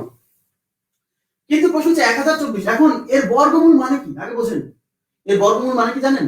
এই 1024 সংখ্যাটা কার উপর স্কয়ার করে এটা আসছে, কার উপর স্কয়ার করে এটা আসছে, সে হলো এর বর্গমূল। তাহলে 1024 কার উপর স্কয়ার করে আসলো? 32, তার মানে এই 32 হলো 1024 এর বর্গমূল। ক্লিয়ার বিষয়টা? আচ্ছা, তাহলে এই 1024 এর বর্গমূল হচ্ছে কত? 32। কিন্তু প্রশ্ন হচ্ছে আমরা কিভাবে খুব দ্রুত সময়ের মধ্যে 1024 এর বর্গমূল 32 বের করতে পারি? তার জন্য আপনাকে অবশ্যই একটু মনোযোগ দিয়ে এখন থেকে প্রায় 10 থেকে 15 মিনিট আপনাকে গভীর মনোযোগ দিয়ে, বা 20 মিনিট আপনাকে গভীর মনোযোগ দিয়ে ক্লাসটা শুনতে হবে প্লিজ। এই যে 57 মিনিট হয়ে গেছে, হ্যাঁ, তাহলে খুবই মনোযোগ দিয়ে আপনাকে একটু শুনতে হবে যদি আপনি সত্যি বর্গমূল খুব দ্রুত সময়ের মধ্যে বের করতে চান। এ থেকে আমি 99,999 পর্যন্ত আমরা বর্গমূল, পূর্ণবর্গ সংখ্যার বর্গমূল বের করতে পারবো। এর বাইরে আপনার লাগবে না ভাই। অনেকে আমাকে বলে যে ভাই আরো বড় করা যাবে, কিন্তু আপনার লাগবে না। তারপর আমি শেখাবো, মূল নিয়ম তো আমি শেখাবো, কোন স্কিপ করে যাচ্ছি না, সমস্যা নেই, ঠিক আছে? আচ্ছা, তাহলে 1024 এর বর্গমূল কিভাবে, মানে বর্গমূল আমরা বের করবো এখন।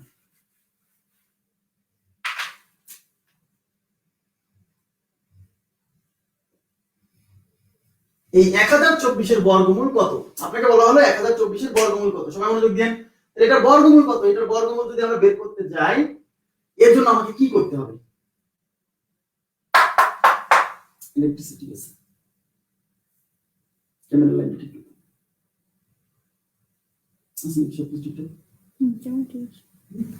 আচ্ছা ইলেকট্রিসিটি চলে গেছে, একটু লাইটের স্বল্পতা হতে পারে, একটা লাইট অফ হয়ে গেছে, হ্যাঁ দেখা যাচ্ছে আশা করছি। জি,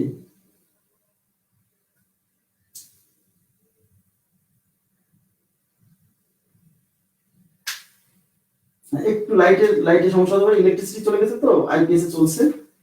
আচ্ছা, দেখতে পাচ্ছেন মনে হয়, তাই না?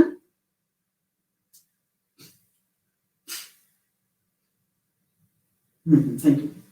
আচ্ছা, ওকে। আচ্ছা, এই যে 1024 এর বর্গমূল, এটা আসলে অ্যাকচুয়ালি কত হবে? তাহলে এইটার বর্গমূল কত হবে, এটা করার জন্য আমরা যে কাজটা করব, সবাই মনোযোগ দিন প্লিজ। এটাকে আমরা জোড়ায় জোড়ায় ভাগ করব, জোড়ায় জোড়ায় ভাগ করব। তাহলে 24 এক জোড়া, এই 10 এক জোড়া, 24 এক জোড়া, 10 এক জোড়া। জোড়া করার সময় অবশ্যই এই পাশ থেকে প্রসিড করতে হবে, এই পাশ থেকে 9, ঠিক আছে? আচ্ছা, যেমন 961, আপনাকে যদি বলা হয় 961, তার আগে তো আপনাদেরকে একটা কথা বলা লাগবে, সবাই একটু মনোযোগ দেন। 1 থেকে 30 পর্যন্ত সংখ্যার বর্গ মুখস্থ রাখতে হবে। বর্গমূল যদি আপনি পারতে চান, তাহলে 1 থেকে 30 পর্যন্ত সংখ্যার বর্গমূল মুখস্থ রাখতে হবে। বর্গমূল না, বর্গ মানে যেমন 15 স্কয়ার কত? 225, তারপর হচ্ছে 16 স্কয়ার কত? 256, এরকম 30 স্কয়ার কত? 900। এই যে এইগুলা আপনাকে 30 পর্যন্ত মনে রাখতে হবে যদি আপনি পরীক্ষার হলে খুব দ্রুত কাজ করতে চান। আপনাকে আমি আজকে একটা কথা বলি, 1 থেকে 30 পর্যন্ত বর্গ সংখ্যা যে মুখস্থ রাখবে, সে যে কত জায়গাতে কত সুবিধা পাবে মানে কল্পনা করতে পারবেন না। আপনাকে আমি একদিনে মুখস্থ করতে বলছি না, আপনাকে আমি বলছি আপনি ধীরে ধীরে মুখস্থ করেন। একদিনে আপনার মুখস্থ করার দরকার নেই। আপনি জিনিসটা এই কোর্স শেষ হতে হতে করেন, কিন্তু করেন, কোর্স শেষ হতে হতে করেন, প্রতিদিন পড়বেন। প্রতিদিন যখন আপনি ঘুমানোর আগে পড়বেন বা ঘুম থেকে উঠে এই জিনিসটা অন্তত 5-10 বার পড়বেন, দেখবেন 3 মাস পরে একাই মুখস্থ হয়ে গেছে। প্লিজ, ওকে।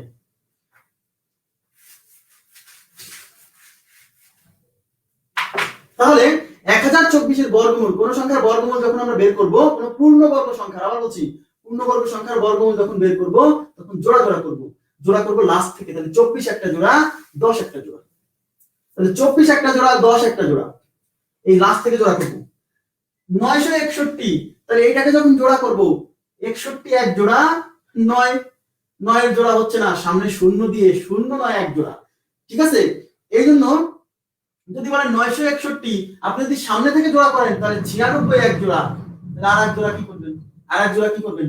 এখানে শূন্য দিলে তাহলে কি সংখ্যাটা 961 থাকবে না?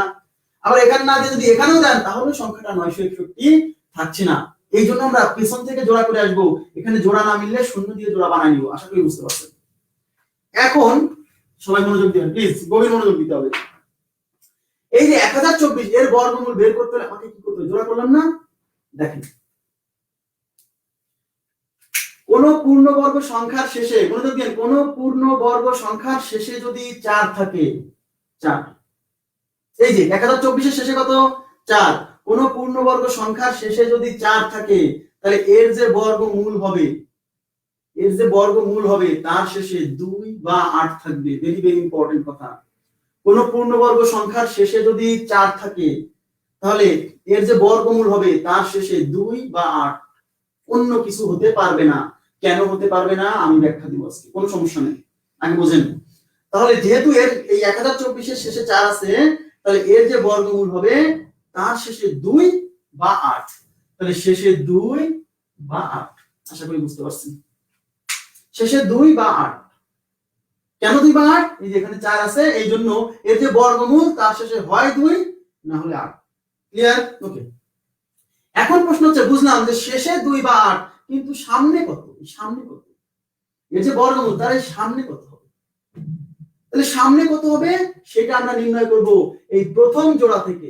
শুনেন, শেষে কত হবে সেটা নির্ণয় করব শেষ জোড়া থেকে, আর এই প্রথমে কত হবে সেটা নির্ণয় করব প্রথম জোড়া থেকে। প্রথম জোড়া কত? 10। তাহলে প্রথম জোড়া 10, তাহলে এই 10 থেকে বের করব এই সামনে কত বসবে। তার জন্য কি করতে হবে, মনোযোগ দেন, এই প্রথম জোড়ার বর্গমূল নিতে হবে। প্রথম জোড়ার বর্গমূল, আচ্ছা ভাইয়া প্রথম জোড়ার বর্গমূল নিশ্চয়ই আপনি জানেন, 10 এর বর্গ 9 এর বর্গমূল 3, তাহলে 10 এর বর্গমূল 3 পয়েন্ট সামথিং। 10 এর বর্গমূল কত? 3 পয়েন্ট সামথিং। আমার এই সামথিং দরকার নাই, আমার দরকার হলো শুধু এই পূর্ণ অংশ। তাহলে এই প্রথম জোড়ার বর্গমূলের পূর্ণ অংশ কত? 3। ওই 3 আপনি এই সামনে বসায় দিবেন। এই যে পূর্ণ অংশ যেটা আসছে না, এই জিনিসটা এই সামনে বসায় দিবেন, এখানেও বসাবেন এখানেও বসাবেন। তাহলে সংখ্যা দুটো কত আসলো? 32 আর 38। ব্যাস, 1024 এর বর্গমূল হয় 32 না হলে 38। বোঝা গেছে? এখন আমাকে আইডেন্টিফাই করতে হবে এই সংখ্যাটা কি 32 নাকি 38। সংখ্যাটা কি 32 নাকি 38? তাহলে আমরা কি করব? তাহলে 1024 এর বর্গমূল করে যদি 32 পাওয়া যায় বা 38 পাওয়া যায়, তাহলে এদের বর্গ করলে এটা পাওয়া যাবে। এই জন্য আমরা এই দুইজনের মধ্য থেকে যে কোনো একজনের বর্গ করে দেখব যে কোনটা দিয়ে এইটা আসে। তাহলে 32 এর বর্গ করি। তাহলে 32 এর বর্গ, 3 স্কয়ার 0 9, 2 স্কয়ার 0 4, 3 দুগুণী 6, 6 দুগুণী 12, এখানে যোগ করলাম 4 2 9 আর 1 10 এর 0 হাতে 1। এই 32 দিয়ে 1024 আসছে, এর মানে বুঝে নিতে হবে হ্যাঁ এই 32 হলো আমাদের উত্তর। আশা করি বুঝছেন। তাহলে 1024 এর বর্গমূল হচ্ছে 32। 1024 এর বর্গমূল 32, 38 না। যদি 32 না মিলতো তাহলে বুঝতাম 38। কেন? অপশন তো দুইটা, হয় 32 না হলে 38। যেহেতু 32 ম্যাচ করছে না তাহলে 38, যেহেতু 32 ম্যাচ করে গেছে তাহলে ওটা উত্তর। এবার বুঝছেন কিনা কমেন্টস করুন প্লিজ। আপনারা এটা বুঝতে হবে, খুবই জরুরি। কারণ কি, আমি অঙ্ক যখন করাবো আপনি বুঝতে পারবেন আমি কেন বলছি এটা খুব জরুরি, কেন বলছি। বুঝতে পারছেন কিনা বলুন? তাহলে হয় 32 না হলে 38। এবার 32 আর 38 এর মধ্যে যে কোনো একজনের স্কয়ার করে দেখবো কোনটা দিয়ে 1024 আসে। যেটা দিয়ে আসবে সেটাই আমাদের উত্তর। আশা করি বুঝছেন। ক্লিয়ার? অসুবিধা থাকলে বলবেন, সমস্যা নাই।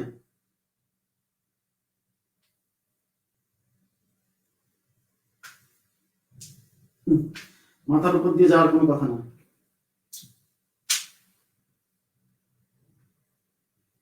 তিন কিভাবে হলো? 12 যোগ করলেন কেন? এটা আপনি প্রথম আপনি তো পরে জয়েন করছেন, পরে জয়েন করলে হবে না। প্রথমে বুঝাই দিয়েছি, এই কাহিনী বুঝাইছি আগে।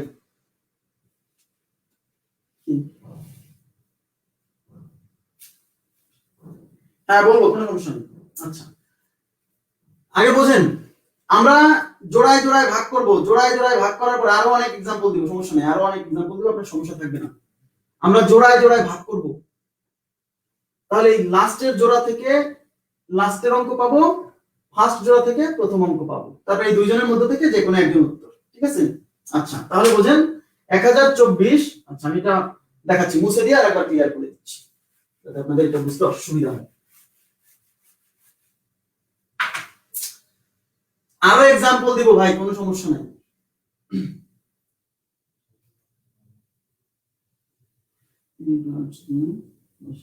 বেশি 3 ইনটু 8 যা 10, 3 ইনটু 8 যা 10 এর চেয়ে বেশি। ইভা অধিকারী, ওটা একটা মানে আংশিক নিয়ম। আপনি যেটা বলছেন ওটা একটা আংশিক নিয়ম। আবার বলছি ওটা একটা আংশিক নিয়ম, সব মিলবে না। আমি বললাম সব মিলবে না, আংশিক নিয়ম শিখবেন না। এটার বর্গমূল কত? এটার বর্গমূল কত? হ্যাঁ, লাস্টে 4 থাকলে কি হবে সবই বলবো রে ভাই। 3 গুণ 4, ওটা হবে না, ওটা দিয়ে সব হবে না, ভুল হবে কিছু। এই জন্য প্লিজ, ভুল হবে কিছু মাথায় না। হ্যাঁ, ওটা দিয়ে যদি সব হতো আমি ওই নিয়মটাই করাতাম। ঠিক আছে, আচ্ছা তাহলে আমরা এই লাস্টের এক জোড়া, শুনুন, জোড়া জোড়া করবো, মনে রেখে নেবা। তাহলে এটাকে আমরা, আপনি সব সংখ্যার বর্গমূল মুখস্থ করবেন? সব সংখ্যার বর্গমূল মুখস্থ করবেন? বলেন, সব সংখ্যার বর্গমূল মুখস্থ করবেন? তাহলে হবে, নিয়ম শিখতে হবে না? একটা নির্দিষ্ট একটা রুলসের মধ্যে থাকতে হবে।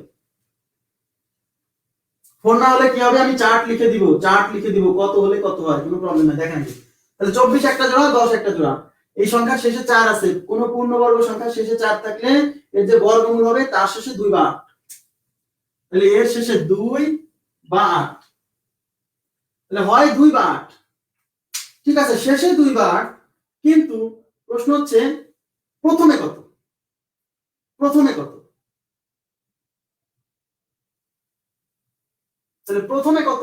তাহলে সেই প্রথমে কত বলবে সেটা আমরা পাবো কি দিয়ে? সেটা আমরা পাবো ওই প্রথম জোড়া দিয়ে। তাহলে প্রথম জোড়া কত? 10 না?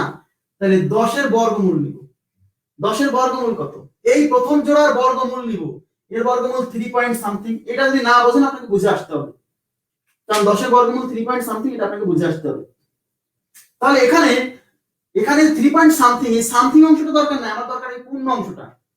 এই পূর্ণ অংশ যা আসবে না সেই জিনিসটা আপনি এই সামনে বসাই দিবেন। তাহলে পূর্ণ অংশ 3, তাহলে এই 3 এখানেও বসাবেন, এখানেও বসাবেন। তার মানে এর বর্গমূল হচ্ছে 32 বা 38। এখন প্রশ্ন হচ্ছে 32 না 38, এটা আমাকে এখন কি করতে হবে? 32 না 38 এই জিনিসটা আমাকে এখন আইডেন্টিফাই করতে হবে। এর জন্য যেহেতু এটার বর্গমূল এরা, তাহলে এদের বর্গ করলে এটা পাওয়া যাবে। এবার আমরা দেখব 32 বা 38 এর বর্গ করে, যেকোনো একটার বর্গ করে দেখবো যে কোনটার বর্গ করলে এটা আসে, যেটা আসবে সেটা। তাহলে 32 এর স্কয়ার করে আমরা দেখলাম যে 1024। এর থেকে বুঝে নিচ্ছি যে আসলে 1024 এর বর্গমূল হচ্ছে 32, এই জন্য আমরা বলছি आंसर 32। आंसर না হলে 38 হতো। আশা করি বুঝছেন। ওকে, এবার আমরা যাচ্ছি অন্য एग्जांपल। মনোযোগ দেন। কিছু না, শেষ না, একটু 10 সেকেন্ড মিনিট করতে হবে।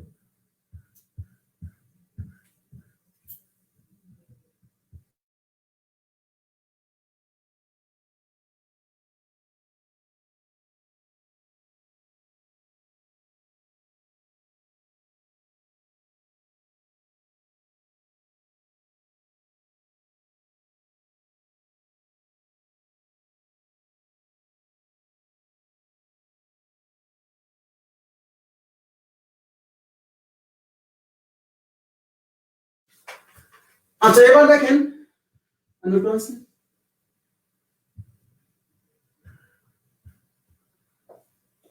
2809। আপনাকে বলা হলো 2809 এই সংখ্যাটার বর্গমূল কত? তাহলে 2809 সংখ্যাটার বর্গমূল কত? আচ্ছা, তাহলে 2809 সংখ্যাটার বর্গমূল কত, এটা যদি আমরা করতে যাই তাহলে কি হবে? তাহলে 2809 সংখ্যাটার বর্গমূল যদি এটা পূর্ণবর্গ সংখ্যা হয়, তাহলে এটাকে আমরা দুইটা জোড়া করছি।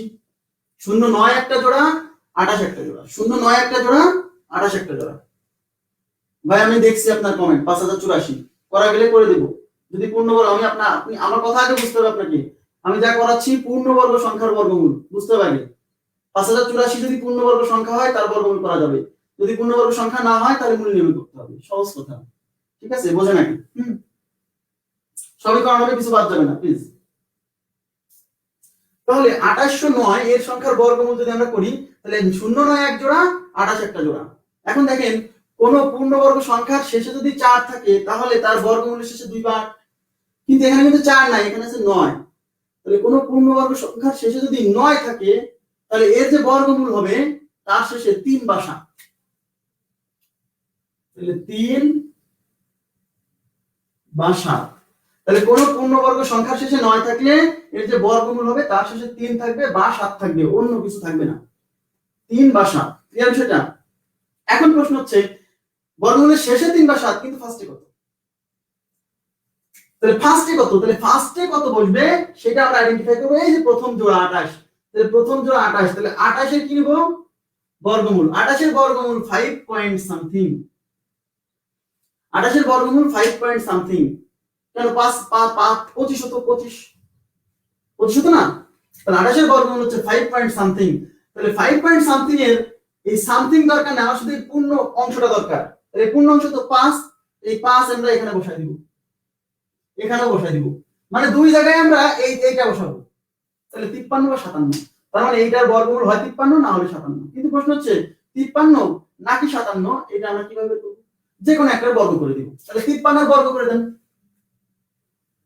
তাহলে 5 স্কয়ার 25, 3 স্কয়ার 0 নয়, 3 স্কয়ার 0 নয়, 3 5 15, 15 দুগুণে 30, 9 0 8 2 28 নয়। তাহলে 53 স্কয়ার করে যেহেতু 28 নয় মিলে গেছে, সুতরাং উত্তরটা 53। সুতরাং উত্তরটা 53। আপনারা কি বুঝতে পারছেন? তাহলে আসলে বিষয়টা হচ্ছে ভেরি ইজি। সেটা হচ্ছে শেষ অঙ্ক দেখে শেষ অঙ্ক বের করব, প্রথম জোড়া দেখে প্রথম অঙ্ক বের করব বর্গমূলের, ব্যাস। ওকে, এবার আমরা আরো एग्जांपल নিব, কোনো সমস্যা নেই।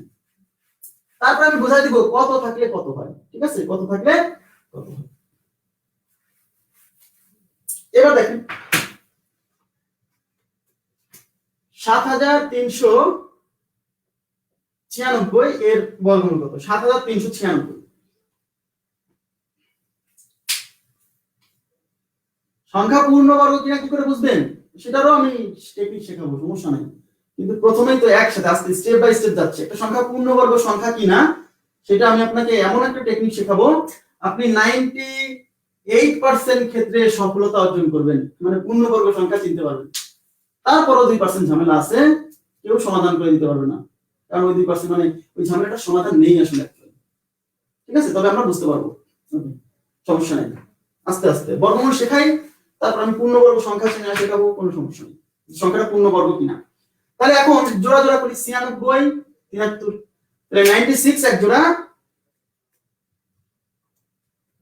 9 থাকলে 3 বা 7 কেন আমি করাবো, এই যে একটু পরে ওটা ব্যাখ্যা দিব, যে 4 থাকলে 2 বা 8, 9 থাকলে 3 বা 7, এটা ব্যাখ্যা একটু পরে দিব, কোনো প্রবলেম নেই, প্লিজ সাথেই থাকুন। হ্যাঁ, তাহলে 96 এক জোড়া, 73 এক জোড়া।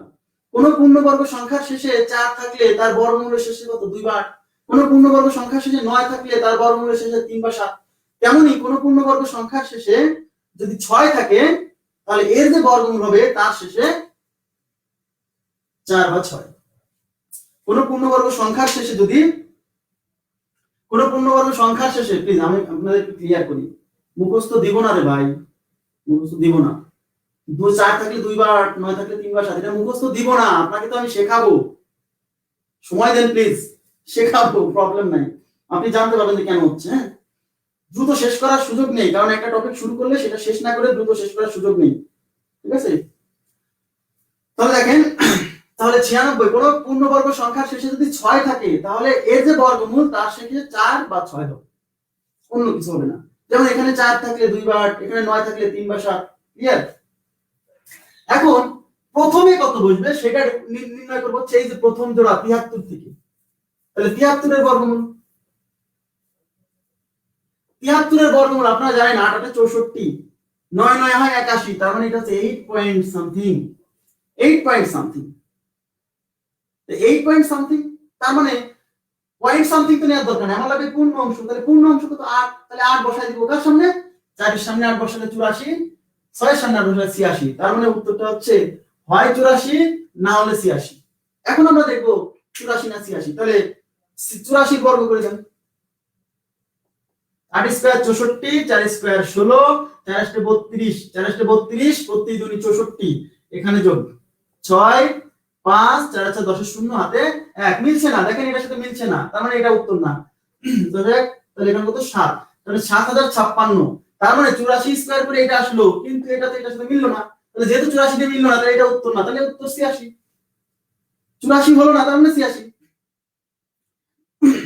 তারপরে যদি কনফিউশন লাগে 86 বর্গ করেন, দেখেন 8 স্কয়ার 64, 6 স্কয়ার 36, আর 6টা 48, 48 দিয়ে 96, এই যে মাঝখানে যোগ করেন 6 9 10 এর 0 হাতে 1 7, এই যে 7000 9 13, 7096। আশা করি বুঝছেন।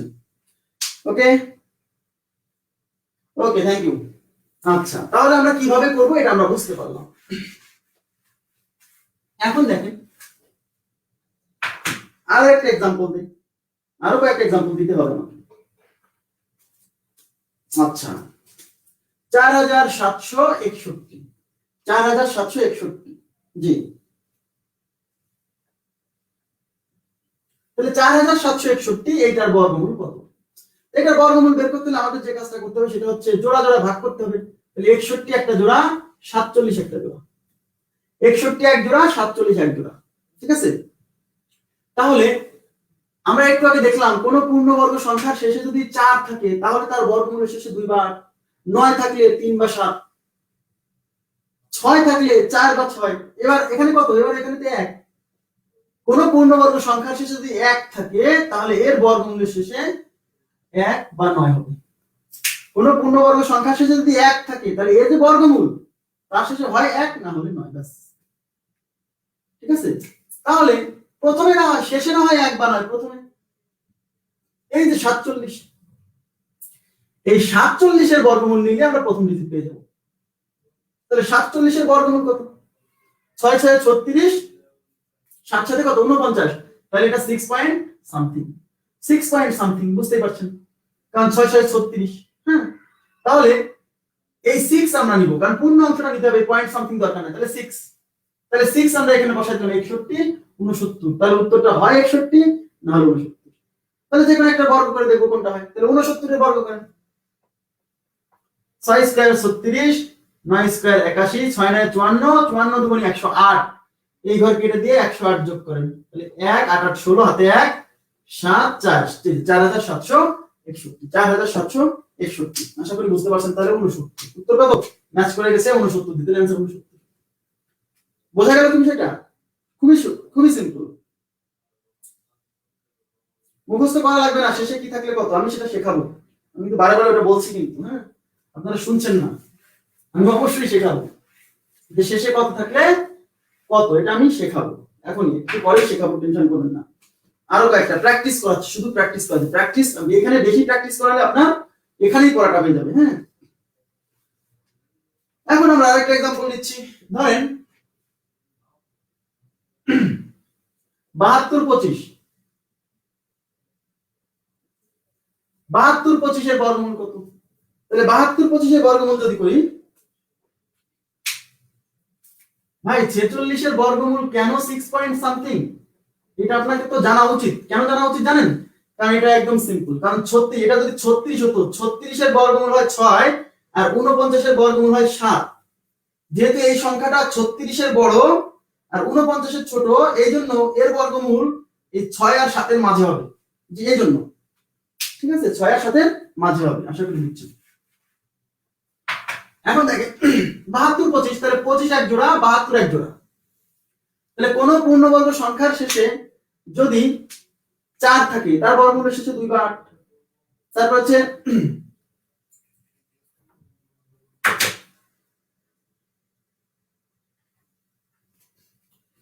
2 বা 8, তারপর 9 থাকলে 3 বা 7, 6 থাকলে 4 বা 6, 1 থাকলে 1 বা 9। তেমনি যদি 5 থাকে, তাহলে এর যে বর্গমূল হবে তার শেষে 5ই থাকবে, অন্য কিছু না।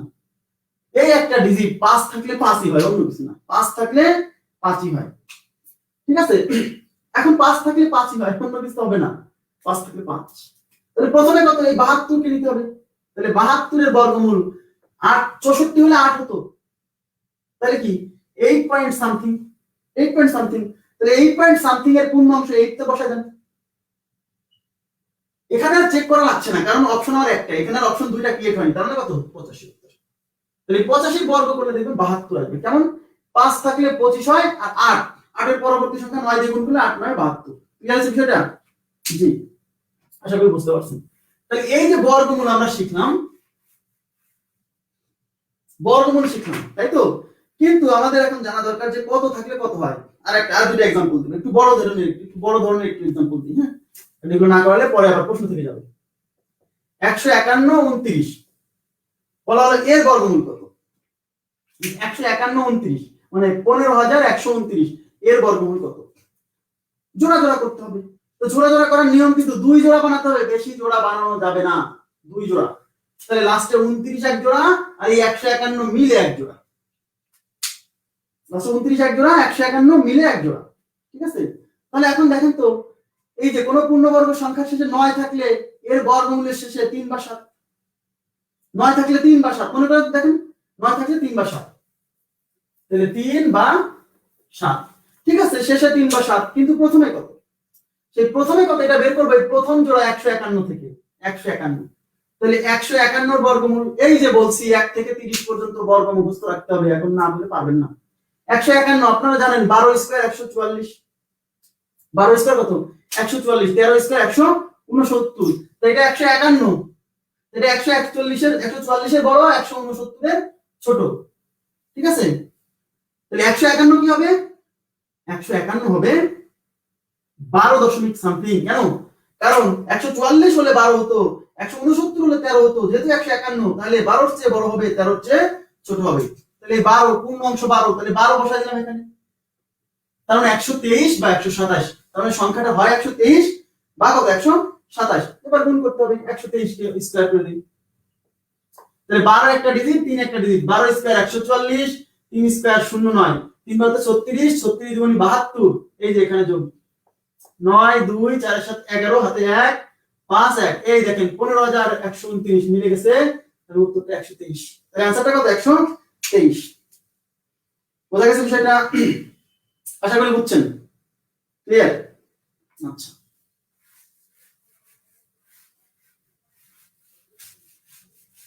শুনেন আমি আসলে অল্প অল্প করে পড়াই, হ্যাঁ, অল্প অল্প করে বলতে কি, একটা জিনিস যখন পড়াবো সেটা যেন একদম ক্লিয়ার হয়ে যায়, ক্লাসেই যেন পড়াটা ক্লিয়ার হয়ে যায়, যেন আপনার বাসায় যায় যখন প্র্যাকটিস করেন তখন ভালো লাগে, হ্যাঁ, এজন্য একটু বেশি एग्जांपल দিই। ধরেন আরেকটা एग्जांपल দিচ্ছি আমি,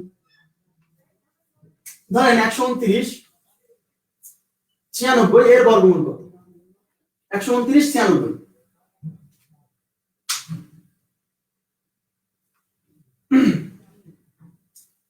আচ্ছা 129 96, তাহলে এটাকে আমাকে কি করতে হবে, এটাকে আমাদের 2 জোড়া করতে হবে, 96 এক জোড়া 129 এক জোড়া করে দিব, কোনো সমস্যা নেই, 96 এক জোড়া 129 এক জোড়া। তাহলে 96 এর শেষে কত, কোন পূর্ণবর্গ সংখ্যার শেষে যদি 6 থাকে তাহলে এর যে বর্গমূল হবে তার শেষে 4 বা 6 থাকবে, কোন পূর্ণবর্গ সংখ্যার শেষে যদি 6 থাকে তার যে বর্গমূল তার শেষে 4 বা 6, কিন্তু প্রশ্ন বুঝলাম শেষে 4 বা 6, প্রথমে কত, এই যে 129 জোড়া, এই 129 এর বর্গমূল থেকে আমরা বলবো প্রথমে কত, 129 এর বর্গমূল কত, 121 হলে 11 হতো, 144 হলে 12 হতো, তার মানে 11 দশমিক সামথিং, 121 এর বড় না, 129 121 এর বড়, তার মানে 11 দশমিক সামথিং, 11 এর বড় হবে, তাহলে সামনে বলবে এই 11, তাহলে 114 বা 116, তাহলে উত্তরটা 114 বা 116, জি। তাহলে এখন 114 স্কয়ার করেন, তাহলে 11 একটা ডিজিট, 4 একটা ডিজিট, 11 স্কয়ার 121, 4 স্কয়ার 16, 4 11 44, 44 দুগুণে 88, এখানে যোগ 6 9, 6 না মিলে গেছে, 9 মিলে গেছে, 2 1, এই যে মিলে গেছে, 114 দিয়ে মিলছে, 114 উত্তর, 114 দিয়ে মিলছে, এই তো সবাই উত্তর দিচ্ছেন, ভালো লাগছে, ঠিক আছে, ওকে। এখন আমরা 0 0 দেখব, 0 দেখব, হ্যাঁ, তারপরে দেখব হচ্ছে ব্যাখ্যা, যে কেন এরকম হয়, এরকম থাকে কেন এরকম হয়, এর ব্যাখ্যা দেখব, ওকে। এবার আমরা দেখছি, ধরেন একটা প্রশ্ন,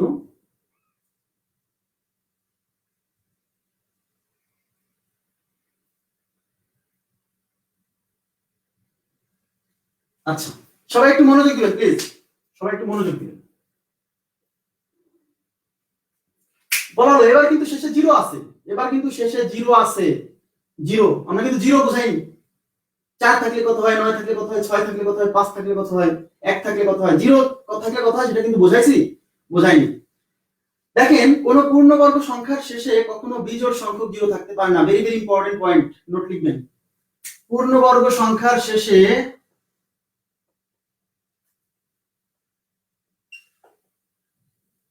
বিজোড় সংখ্যক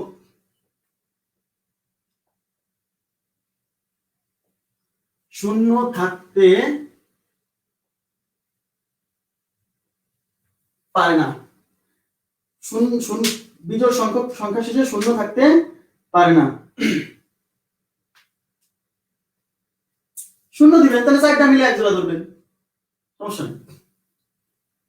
পূর্ণবর্গ সংখ্যা শেষে বিজোড় সংখ্যক শূন্য থাকতে পারে না। তাহলে কোন সংখ্যার শেষে যদি আপনি বিজোড় সংখ্যক শূন্য দেখেন, তাহলে আপনি চোখ বুজে বলে দিবেন এটা পূর্ণবর্গ সংখ্যা নয়। প্রথম কথাই বলে দিবেন এটা কোনো পূর্ণবর্গ সংখ্যা নয় যদি বিজোড় সংখ্যক শূন্য দেখেন। ঠিক আছে, তাহলে জোড় সংখ্যক শূন্য থাকতে হবে। এখানে দেখেন তো জোড় সংখ্যক শূন্য, দুইটা শূন্য। যদি এখানে তিনটা শূন্য থাকতো তাহলে আমি চোখ বুজে বলতাম এই সংখ্যাটা কোনো পূর্ণবর্গ সংখ্যা নয়। ঠিক আছে, এই সংখ্যাটা কোনো পূর্ণবর্গ সংখ্যা নয়। তাহলে যেহেতু এখানে দুইটা শূন্য আছে, তাহলে এটা পূর্ণবর্গ সংখ্যা হবে না হবে না? এটা পূর্ণবর্গ সংখ্যা হবে না হবে না? Please response. পূর্ণবর্গ সংখ্যা হবে না হবে না? আচ্ছা,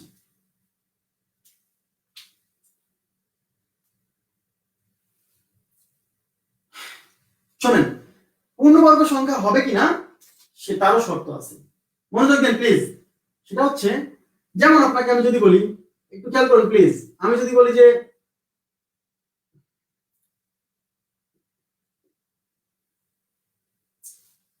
একটু এটা রেসপন্স করেন তো, এটা পূর্ণবর্গ সংখ্যা কিনা, এটা পূর্ণবর্গ কিনা?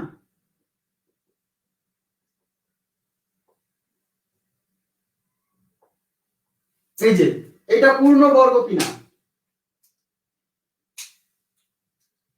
এটা এটা একটা জিনিস এখান থেকে আমরা শিখবো, এটা পূর্ণবর্গ কিনা। আজকে তো আপনার এখানে আছে মনে হচ্ছে।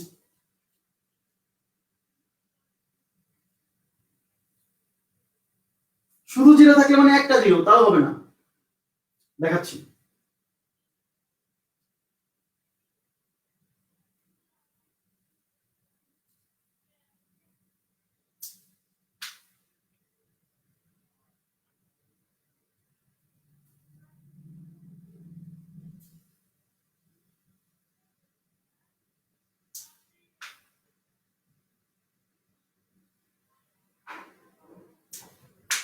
আচ্ছা, অনেকেই উত্তর দিচ্ছেন হ্যাঁ বা না। যারা হ্যাঁ উত্তর দিয়েছেন একটু মনোযোগ দিয়ে বুঝবেন। পূর্ণবর্গ সংখ্যা শেষে জিরো থাকলে, যে সকল সংখ্যার শেষে জিরো থাকবে তারা পূর্ণবর্গ হওয়ার শর্ত দুইটা। নাম্বার ওয়ান, শেষে জোড় সংখ্যক শূন্য থাকবে। এখানে শেষে জোড় সংখ্যক শূন্য আছে দুইটা চারটা, একটা শর্ত মানছে। কিন্তু শূন্য ব্যতীত যে অংশটা থাকবে, এই যে এটাকেও আলাদা করে পূর্ণবর্গ হতে হবে, তাহলে এই সংখ্যাটা পূর্ণবর্গ হবে, না হলে হবে না। তাহলে 76 কি পূর্ণবর্গ সংখ্যা? না, তার মানে এটা পূর্ণবর্গ সংখ্যা নয়। শেষে জোড় সংখ্যক শূন্য থাকবে এবং শূন্য ব্যতীত অংশটাকেও আলাদা করে পূর্ণবর্গ হতে হবে। কনসেপ্টটা বুঝছেন কি? আবার শেষে জোড় সংখ্যক শূন্য এবং শূন্য ব্যতীত যে অংশটা আছে সেটাকেও আলাদা করে পূর্ণবর্গ হতে হবে। ক্লিয়ার বিষয়টা? তাহলে 76 যেহেতু পূর্ণবর্গ না, তাহলে এটা কি হবে না, টোটাল সংখ্যাটা পূর্ণবর্গ হবে না। কিন্তু এটা হবে কেন? কারণ শেষে জোড় সংখ্যক শূন্য এবং এই অংশটা আলাদা করে 169, 13 স্কয়ার 169, এটা পূর্ণবর্গ। তার মানে এই পুরো সংখ্যাটা পূর্ণবর্গ। আশা করি বুঝতে পারছেন। তাহলে যে সকল সংখ্যার শেষে জিরো থাকবে, যে সকল সংখ্যার শেষে জিরো থাকবে, নাম্বার ওয়ান কন্ডিশন শেষে জোড় সংখ্যক শূন্য থাকতে হবে। নাম্বার টু কন্ডিশন শূন্য ব্যতীত অংশটাকে আলাদা করে কি হতে হবে, পূর্ণবর্গ সংখ্যা হতে হবে। আশা করি বুঝছেন। এখন তাহলে এটার বর্গমূল কি হবে? মনোযোগ দেন, এখানে শূন্য আছে কয়টা? দুইটা। শোনেন, যে সকল সংখ্যা শেষে শূন্য থাকবে তারা যদি পূর্ণবর্গ সংখ্যা হয়, তাহলে তার বর্গমূল নির্ণয়ের ক্ষেত্রে শূন্য যে কয়টা থাকবে, এখানে দুইটা আছে না, বর্গমূলে শূন্য হয়ে যাবে অর্ধেক। এখানে যেহেতু দুইটা আছে, বর্গমূলে হয়ে যাবে দুইটার অর্ধেক একটা, তাহলে একটা শূন্য বসাই দিলেন। আর এই 169 এর বর্গমূল কত? 13, সেটা বসাই দেন, তাহলে হয়ে গেল 130। আশা করি বুঝতে পারছেন। তার মানে হচ্ছে যে সকল সংখ্যার শেষে জিরো থাকবে সে সকল সংখ্যার বর্গমূল করার নিয়ম হচ্ছে শূন্য যে কয়টা থাকবে তার অর্ধেক সংখ্যক বসাবো, আর এই অংশটা আলাদা করে বর্গমূল করে বসাই দিব। ক্লিয়ার? আচ্ছা, এখন 144 ধরেন আপনাকে বলা হলো এটার বর্গমূল কত, এটার বর্গমূল কত? আটকে যাচ্ছে কই? ক্লিয়ার তো? তাহলে এটার বর্গমূল কত? এটা শেষে কয়টা শূন্য? চারটা শূন্য। চারটা শূন্য, তাহলে বর্গমূল কয়টা হবে? দুইটা। 144 এর বর্গমূল কত? 12, তাহলে এখানে বসে দেন 12। তার মানে এটার বর্গমূল হচ্ছে 1200। ক্লিয়ার বিষয়টা? এটা বর্গমূল 1200। ওকে, তাহলে শূন্য বিশিষ্ট যে সকল সংখ্যা তাদের কি হবে আপনারা বুঝতে পারছেন। এখন দেখেন, যদি সংখ্যাটা এরকম হয়, এই যে 10,000, তাহলে এর শেষে শূন্য কয়টা? চারটা চারটা, এই দুইটা চারটা। আর এই সামনে এক, এক কি পূর্ণবর্গ সংখ্যা? এক কি পূর্ণবর্গ সংখ্যা? মনোযোগ দেন, এক কি পূর্ণবর্গ সংখ্যা? এক, জি এক একটা পূর্ণবর্গ সংখ্যা। কেন? কারণ একের বর্গমূল হচ্ছে এক।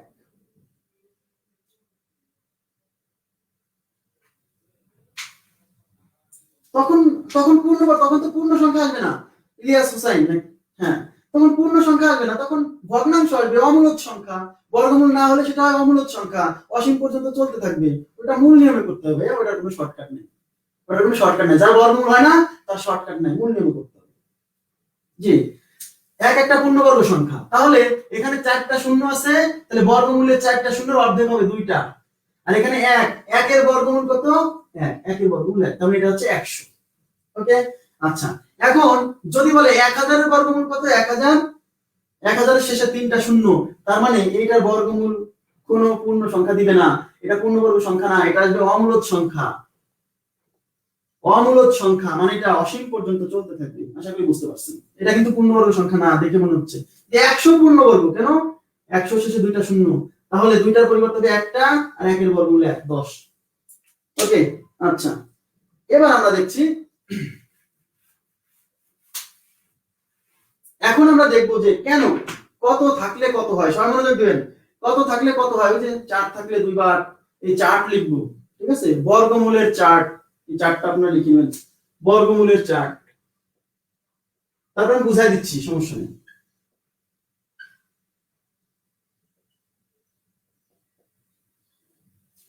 বর্গমূলের চার্ট দেখেন,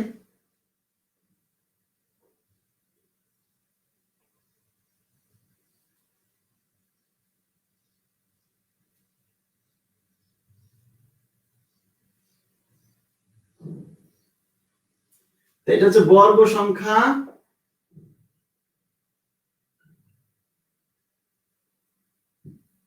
আচ্ছা একটু বড় করে চার্টটা একটু বড় করে লিখি।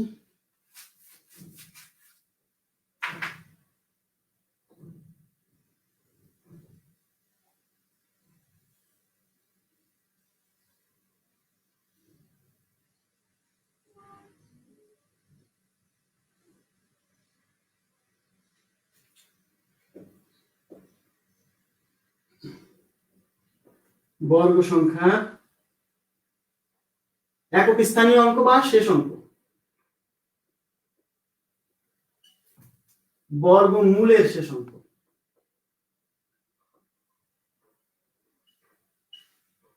এটা হচ্ছে সমষ্টি।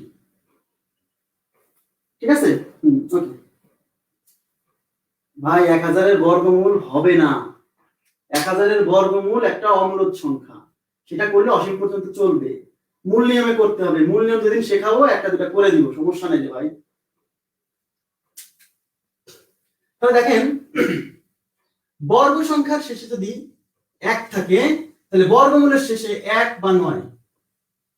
বর্গ সংখ্যার শেষে যদি 4 থাকে, বর্গমূলের শেষে 2 বা 8। আমি যা লিখছিলাম সেটা লিখছি এখানে আবার, হ্যাঁ, 4 আকারে দিচ্ছি, তারপর বোঝা দিব। বর্গ সংখ্যার শেষে যদি 5 থাকে, বর্গমূলের শেষে 5 এবং 5।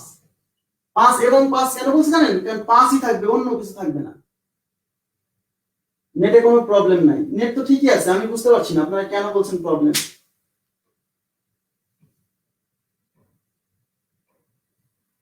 ভাই আপনি, আবারও বলছি মাহবুব ভাই, আপনি ধৈর্য না থাকলে পরে দেখবেন, কিন্তু আপনি যদি বলেন যে আমাকে ক্লাস শর্ট করতে হবে, তাহলে তুমি কোর্স শেষ করতে পারবো না ভাই। আমার একটা কোর্স প্ল্যান আছে। আমি কিন্তু আপনাদেরকে প্রথমে কিন্তু কোর্স প্ল্যান দিছি, সেখানে লেখা ছিল ক্লাস হবে 1 ঘন্টা 30 মিনিট থেকে 2 ঘন্টা। আপনি কোর্স প্ল্যান দেখে ভর্তি হয়েছেন নিশ্চয়ই। যেহেতু কোর্স প্ল্যান দেখে ভর্তি হয়েছেন, তাহলে এই কথাটা কিন্তু বারে বারে বলা যাবে না। নিশ্চয়ই কোর্স প্ল্যান দেখে ভর্তি হয়েছেন, মাথায় রাখবেন, ঠিক আছে? 5 থাকলে 5 এবং 5, 6 থাকলে 4 বা 6। কোচিং এ একটা ক্লাস হয় 2.5 ঘন্টা 3 ঘন্টা, এই একটা ক্লাস হয়, হ্যাঁ। তখন কেন, কেমন করে পারেন বলেন? 9 থাকলে 3 বা 7। আচ্ছা, সবাই একটু মনোযোগ দেন। তাহলে এখন দেখেন, এই যে চার্ট লিখে দিছি, কোন এই যে বর্গ সংখ্যার শেষ অঙ্ক, ওই যে পূর্ণবর্গ সংখ্যার শেষ অঙ্ক যদি 1 হয় তাহলে এর বর্গমূল করলে বর্গমূল যেটা আসবে না তার শেষ অঙ্ক হবে 1 বা 9। বর্গ সংখ্যার শেষে যদি 4 থাকে তাহলে এর বর্গমূল করলে 2 বা 8 আসবে। বর্গ সংখ্যার শেষে যদি 5 থাকে বর্গমূলের শেষে 5ই আসবে। বর্গ সংখ্যার শেষে যদি 6 আসে, 6 থাকে পূর্ণবর্গ সংখ্যার শেষে, তাহলে তার বর্গমূলের শেষে 4 বা 6 আসবে। ঠিক আছে, পূর্ণবর্গ সংখ্যার শেষে 9 আসলে তার বর্গমূলের শেষে 3 বা 7 আসবে। ক্লিয়ার? এখন দেখেন তো এখানে কি কি মিসিং, এখানে কোনো মিসিং দেখতে পাচ্ছেন? মনে রাখবেন এখন খুব গুরুত্বপূর্ণ একটা কথা বলছি, এখন একটা খুবই গুরুত্বপূর্ণ কথা বলছি, পরীক্ষায় আসার মতো প্রশ্ন যেখানে আসে সেই জায়গা থেকে একটা কথা বলছি। এখানে কিছু মিসিং আছে, দেখতে পাচ্ছেন কোনো মিসিং? জিরো থাকলে কি হয় শুনেন, জিরোর কথা কিন্তু আগে শেষ করে দিছি। জিরো থাকলে শেষে জোড় সংখ্যক শূন্য থাকবে, ঠিক আছে, শেষে জোড় সংখ্যক শূন্য থাকবে, জিরোর কথাটা ক্লিয়ার করছি। এখানে কি মিসিং আছে?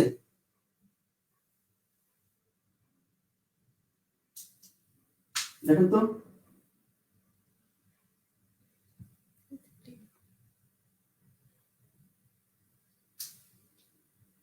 2 7 মিসিং। আপনারা চোখেও ঠিক মতো দেখছেন না, চোখেও ঠিক মতো দেখতে পাচ্ছেন না।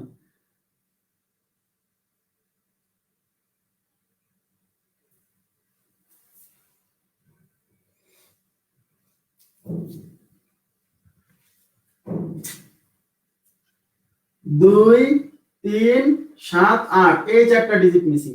আপনারা 2 3 7 দেখলেন, 8 দেখলেন না? দেখেন একের পরে 4, 2 নাই 3 নাই, 5 6 আছে, 6 এর পরে 9, 7 নাই 8 নাই, 2 3 7 8 মিসিং, কোনো মিসিং নাই। এই যে এখানে দেখেন মিসিং আছে। তাহলে বর্গ সংখ্যার মানে পূর্ণবর্গ সংখ্যার শেষে 2 3 7 8 এই চারটা ডিজিট মিসিং। তার মানে হচ্ছে কোন পূর্ণবর্গ সংখ্যার শেষ অঙ্ক 2 3 7 8 এই চারটা ডিজিট হতে পারে না। ভেরি ভেরি ইম্পর্টেন্ট প্রশ্ন। আচ্ছা, পূর্ণবর্গ সংখ্যার শেষে 2 3 7 8 কখনোই আসবে না। পূর্ণবর্গ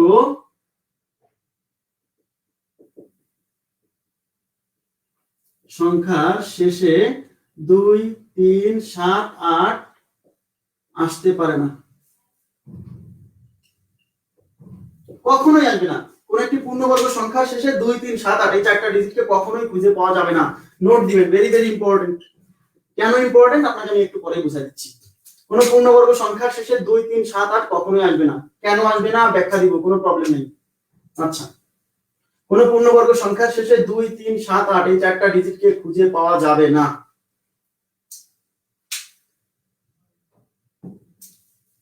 আচ্ছা, তাহলে 2 3 7 8 খুঁজে পাওয়া যাবে না। এখানে শূন্য কি দেখাইছি? দেখাইনি, কারণ শূন্যের কথা আমি আগে বলে দিছি। পূর্ণবর্গ সংখ্যার শেষে শূন্য থাকে, তবে জোড় সংখ্যক, বিজোড় সংখ্যক শূন্য থাকে না। আচ্ছা, এখন দেখেন তাহলে 2 3 7 8 থাকতে পারে না, এটা জেনে আমার লাভ কি? এদিকে দেখেন, পূর্ণবর্গ সংখ্যার শেষে 2 3 7 8 থাকতে পারে না, এটা জেনে আমার লাভ কি? নিশ্চয়ই লাভ বুঝতে হবে। লাভ ছাড়া আমি কেন অঙ্ক করব? পরীক্ষাতে অ্যাপ্লাই করতে হবে। প্রশ্ন আসছে বুঝতে পারেননি, পরীক্ষায় প্রশ্ন দিবে পরীক্ষা, দেখেন একটা বোম্বাস্টিং মার্কা ওই দিবে। ধরেন আপনাকে বলা হলো, এখানে লিখি 5 6 4 3 2 9 4 0 6 4 6 8। আপনাকে পরীক্ষক বললো, দেখেন দিকে দেখান, বললো এই সংখ্যাটা মূলদ না অমূলদ, মূলদ নাকি অমূলদ, এই সংখ্যাটা মূলদ না অমূলদ। এখন আমি আপনাদের মূলদ অমূলদের ক্লাস শিখাইছি, ঠিক আছে? তো প্রবলেম হচ্ছে, কি প্রবলেম হচ্ছে আমাকে একটু বলেন তো, কি প্রবলেম হচ্ছে? আমি তো কোনো প্রবলেম দেখতে পাচ্ছি না, আমার কাছে তো ফোন আছে। আপনার ওইখানে প্রবলেম, আমি এটা শিওর, আপনি যারা বলছেন প্রবলেম তাদের ওইখানে প্রবলেম। ঠিকই আছে, এই সংখ্যাটা মূলদ না অমূলদ? এখন আমরা কি জানি, মূলদ সংখ্যা যখন পড়াইছি, হ্যাঁ মূলদ সংখ্যা যখন পড়াইছি তখন মনে আছে আমরা বলছিলাম কোন সংখ্যার উপর থেকে যদি রুট সরে যায়, রুট সরে গেলে তাহলে কি হয়? মূলদ। আর রুট না সরলে অমূলদ, ফলাফলটা অমূলদ। তাহলে এখন প্রশ্ন হচ্ছে, রুট সরতে হলে এটাকে পূর্ণবর্গ সংখ্যা হতে হয়। যেমন 36 এর উপর থেকে রুট সরে যায় 6 হয়, কারণ 36 পূর্ণবর্গ সংখ্যা। এই সংখ্যাটা কি এত বড় সংখ্যা, আপনি কি এটা কি মুখস্থ আছে আপনার? ছোট সংখ্যা না হয় বোঝা যায়, এত বড় সংখ্যা তো বুঝতে পারবেন না। কিন্তু যদি আপনি বোঝেন যে পূর্ণবর্গ সংখ্যা শেষে 2 3 7 8 এগুলো আসতে পারে না, দেখেন এর চেহারা লাস্টে দেখে বুঝে যাওয়া যাবে এই সংখ্যার শেষে 8 আছে। আমরা সবাই জানি পূর্ণবর্গ সংখ্যার শেষে কখনো 2 3 7 8 আসবে না। যেহেতু এর শেষে 8 আছে, তাহলে এই সংখ্যাটা পূর্ণবর্গ নয়, তাহলে এই রুট সরবে না, তাহলে এটা হবে একটা অমূলদ সংখ্যা। এবার বুঝছেন? জি অমূলদ হবে, হ্যাঁ অমূলদ হবে, বুঝতে পারছেন? এখন আপনার যদি এই ইনফরমেশনটা জানা না থাকে, আপনি পরীক্ষাকে একটা গালি দিবেন, বুঝছেন? পরীক্ষাকে একটা গালি দিবেন, এই কি প্রশ্ন করে পারে না আন্দাজে, এত বড় কিছু ক্যালকুলেটর নাই, কিভাবে আমি বুঝবো এটা পূর্ণবর্গ কিনা? আপনি বোঝেন না, এটা আপনার ব্যর্থতা।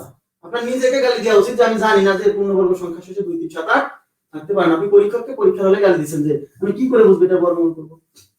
ও তো বর্গমূল করার জন্য দেয়নি, ও তো এটা জানতে চাইছে যে আপনি পূর্ণবর্গ সংখ্যা চিনছেন কিনা, যে লাস্টে 8 দেখে বুঝতে পারছেন কিনা, বুঝতে পারছেন?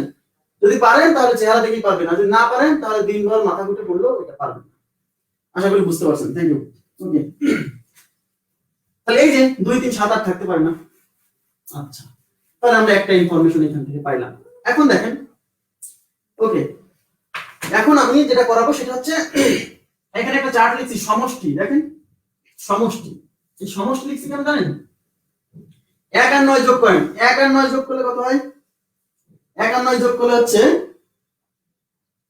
1 আর 9 যোগ করলে 10, 8 আর 2 যোগ করলে 10, 5 আর 5 যোগ করলে 10, 6 আর 4 যোগ করলে 10, 3 আর 7 যোগ করলে 10। খেয়াল করে দেখছেন, বর্গমূলের শেষে যে দুইটা ডিজিট থাকতে পারে তাদের সমষ্টি সবসময় 10। বর্গমূলের শেষে যেগুলা থাকতে পারে তাদের সমষ্টি সবসময় 10। দেখেন 10 10 10 10 10। বোঝা গেছে কি বিষয়টা?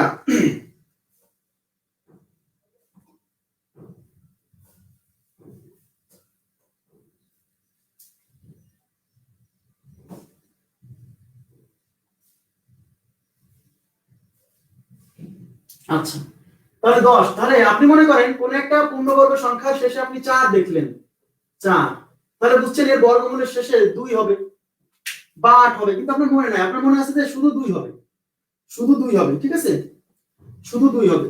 বর্গমূলের শেষে পূর্ণবর্গ সংখ্যার শেষে 4 দেখছেন, এর বর্গমূলের শেষে শুধু 2 হবে, কিন্তু আরেকটা 8 হতে পারে, আপনার মনে নেই, তাই কি না?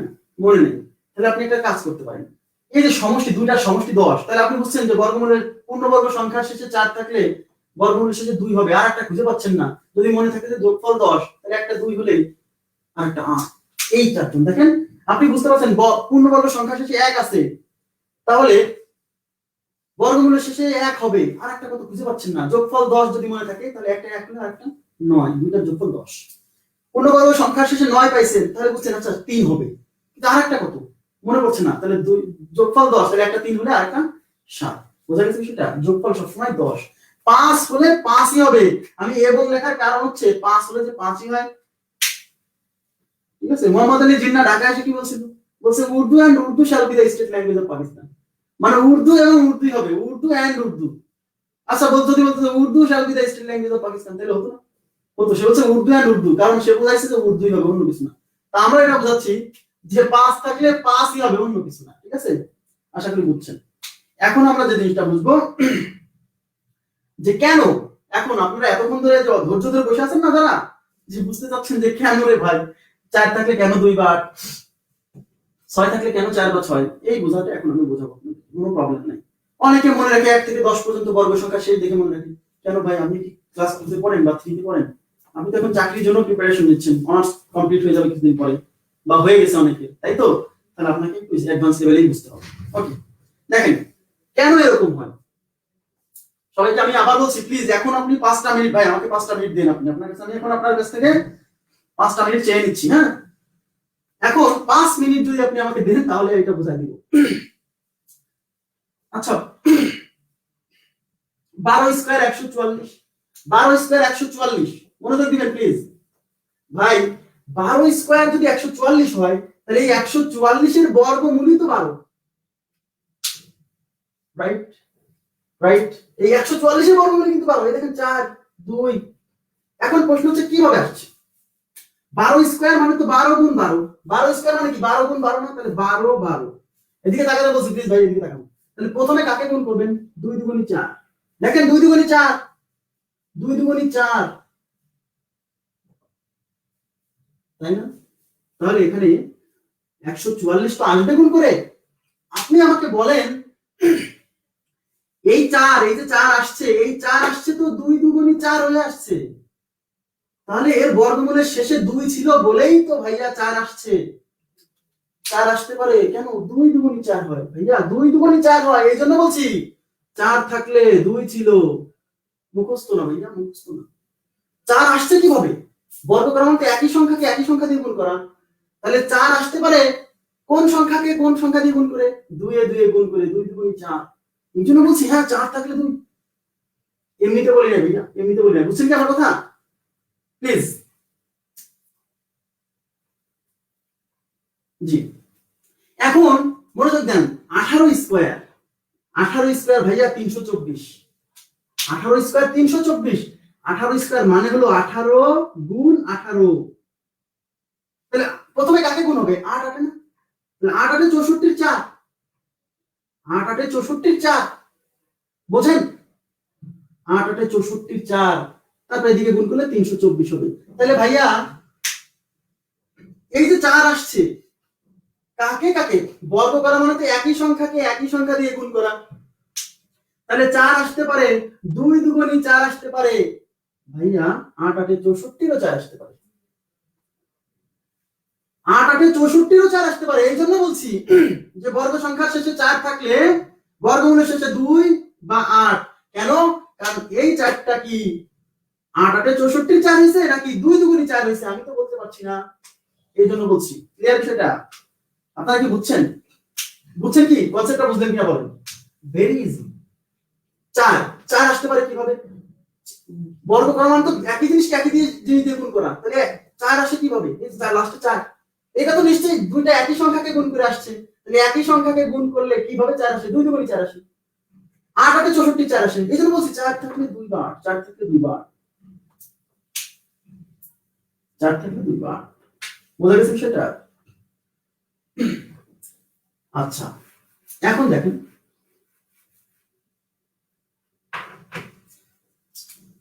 এখন যদি আমি বলি 13 স্কয়ার কত? 169। 13 স্কয়ার 169। তো 13 স্কয়ার মানে তো আবার ক্লাস দেখবেন, আবার ক্লাস দেখবেন, কোনো সমস্যা নেই, বুঝে যাবেন, টেনশন করবেন না। আপনি আবার দেখতে থাকেন, বুঝে যাবেন। 13 স্কয়ার 169। 13 স্কয়ার মানে কি? 13 গুণ 13। 13 গুণ 13, তাই তো? তো 13 গুণ 13 করলে প্রথমে কার কার গুণ হবে? 3 3 এ 9। 3 3 এ 9। তারপর এদিকে গুণ করে কত আসবে? এগুলা গুণ করলে লাস্টে আসবে 169, তাই তো আসবে? কিন্তু আপনি আমাকে বলেন এই 9 আসছে, বর্গ করা মানে তো একই জিনিসকে একই জিনিস দিয়ে গুণ করা। তাহলে 9 আসতে পারে কার কার গুণ করে? এই যে 3 3 এ 3 3 কে 9 হয়। 3 3 এ 9 হয়। আচ্ছা, আমি যদি বলি 17 স্কয়ার, 17 স্কয়ার তো 289। 17 স্কয়ার 289। তাহলে প্রশ্ন হচ্ছে 17 স্কয়ার যদি 289 হয় তাহলে যে 9 আসছে, কারণ 17 স্কয়ার মানে 17 গুণ 17। তো প্রথমে কার কার গুণ হয়? 7 7 7 7 49 এর 9। 7 7 49 এর 9। তারপরে এখানে বসে গেল, মানে গুণ করলে এটা আসবে। এখন প্রশ্ন হচ্ছে কোন পূর্ণবর্গ সংখ্যার শেষে যখন 9 দেখছি সেই 9 কিভাবে আসতে পারে? সেই 9 3 3 কে 9 হয়, আবার 7 7 49 এর 9 হয়। এই জন্য বলছি 9 মানে 9 কিভাবে আসতে পারে বলেন? 3 3 কে 9, 7 7 49 এর 9। তার মানে লাস্টে 9 দেখে আমরা বুঝতে পারছি আচ্ছা এটা তাহলে মনে হয় 3 3 9 হয়েছে অথবা 7 7 49 এর 9 হয়েছে। এবার কি ক্লিয়ার বিষয়টা? এমনদের সংখ্যা যোগ করতে হবে যাদের বর্গ করলে লাস্টে ওই সংখ্যা আসে। এত যোগ পেছায় না, এত পেছায় না ভাই। ঠিক আছে? আশা করি বুঝছেন। এখন 5 হলে তো 5ই হয়। এখন ধরেন 16 স্কয়ার, আমি আপনাদের দেখাচ্ছি। ধরেন 16 স্কয়ার 14 স্কয়ার। 14 স্কয়ার 196 আর 16 স্কয়ার কত? 256। তাহলে আমি কি বলছিলাম? বর্গ সংখ্যার শেষে যদি 6 থাকে তাহলে এর বর্গমূলের শেষে 4 বা 6। কেন? কারণ এই 6 আসছে কিভাবে? এই 6 আসছে 14 স্কয়ার মানে কিন্তু 14 গুণ 14। 14 গুণ 14 করলে 14 গুণ 14 করলে কার সাথে কার গুণ হবে? 4 4 16 হবে না? তো 4 4 16 হয়, আবার 6 6 36 হলো 6 হয়। তাহলে এই 6 কি 4 4 16 থেকে আসছে নাকি 6 6 36 থেকে আসছে? আমি জানি না। এইজন্য বলছি 6 থাকলে 4 বা 6। কারণ 4 4 16 6 হয়, 6 6 36 হলো 6 হয়। আশা করি বুঝছেন।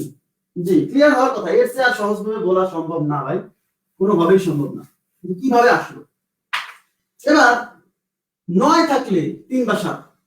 9 থাকলে 3 বা 7, কারণ এটা দেখাইছে, এটা দেখানো হয়ে গেছে, এটা দেখানো হয়ে গেছে। তাহলে 1 থাকলে 1 বা 9। 1 বা 9 কেন? কারণ 11 স্কয়ার 121, আবার 19 স্কয়ার 361। ভাইরে 11 স্কয়ার করা মানে 11 গুণ 11, 11 গুণ 11 গুণ করলে 11 গুণ 11 করলে প্রথমে গুণ হবে এককে 1, তাই এই 1 আসছে, এককে 1 থেকেও আসতে পারে এই 1, 9 9 81 1, এই যে 9, এই 9 9 19 আর 19 গুণ করলে তো 9 9 81 1 হবে। তার মানে বিষয়টা হচ্ছে এই একটা আসছে, এককে 1 আসতে পারে, 9 9 81 1 আসতে পারে। এই জন্য বলছি 1 পূর্ণবর্গ সংখ্যা শেষে 1 আসছে, একটা কিভাবে আসলো? একটা আসলো এককে 1, আর কেন 9 9 81 1। তার মানে এই জন্যই বলছি যে 1 থেকে 1 হতে পারে, 9 হতে পারে। আশা করি বুঝতে পারছেন এই যে কনসেপ্টটা। আশা করি এবার এত এক্সাম্পল দেওয়ার পরেও যদি না বুঝেন তাহলে ভিডিওটা আবার দেখতে হবে আপনাকে। আপনারা কি বুঝছেন? প্লিজ এবার সবাই আমাকে একটু কমেন্টস করেন যে আসলে আপনি আজকের ক্লাসটা কতটুকু উপভোগ করলেন, বা আসলে আপনার ক্লাসটা আজকে কতটুকু মানে আপনার জন্য মানে ফলপ্রসূ হলো, একটু আমাকে জানাবেন প্লিজ। কেন এটা আপনাকে এখন প্র্যাকটিস করতে হবে। এটা হচ্ছে কেবল বর্গমূলের শুরু হলো ভাই, মূল ক্লাসটা হলো সামনে দিন। বর্গমূলের মূল ক্লাসটা হলো সামনে দিন। সমষ্টি 10 হলো না? মানে কে বলছে সমষ্টি 10 হলো না? এই যে 1 আর 9 10, সমষ্টি 10 হলো না? আজকের ক্লাসটা আপনি বুঝতে পারলেন কিনা? আপনার সমষ্টি 10 হয়েছে? জি,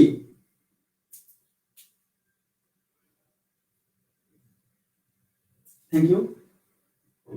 জি, কোনো প্রবলেম হওয়ার কথা না। তারপর যাদের প্রবলেম হবে আবার আপনারা ভিডিওটা দেখবেন। হ্যাঁ, একবার না পারি না বুঝিলে দেখুন শতবার। ঠিক আছে, একবার না বুঝিলে দেখুন আরেকবার, আরেকবার না বুঝলে আরেকবার, এরকম যতক্ষণ না বুঝবেন ততক্ষণ দেখতে থাকবেন। বুঝবেন না কেন? যদি চেষ্টা থাকে অবশ্যই, প্রচেষ্টা থাকলে অবশ্যই বুঝতে পারবেন। তো আমি কালকে তো ক্লাস নেই, পরশুদিন মূলত শোনেন, পরশুদিনের ক্লাসটা যদি আপনি ভালো বুঝতে চান তাহলে আজকের পড়া সম্পূর্ণ পড়া সুন্দর করে আসতে হবে। প্রশ্ন জিজ্ঞাসাও থাকবে, অনেক প্রশ্নের আনসার আপনি সামনের ক্লাসে পেয়ে যাবেন, আপনার প্রশ্ন মনে যে প্রশ্ন আসবে। ঠিক আছে, কোনো সমস্যা নাই। তো আজকের মতো এই পর্যন্তই থাকবে। আমরা নেক্সট কালকে পরীক্ষা দিছি কিন্তু শনিবার, সামনে শনিবার, এই যে শনিবার আসছে 1 তারিখ হচ্ছে মেবি। পরীক্ষা কি টপিকের উপর দিছি, পরীক্ষাটা দিবেন ভালো করে, হ্যাঁ, প্রিপারেশন নিয়ে। ভালো থাকবেন, আজকের মতো এই পর্যন্তই রাখছি। আল্লাহ হাফেজ।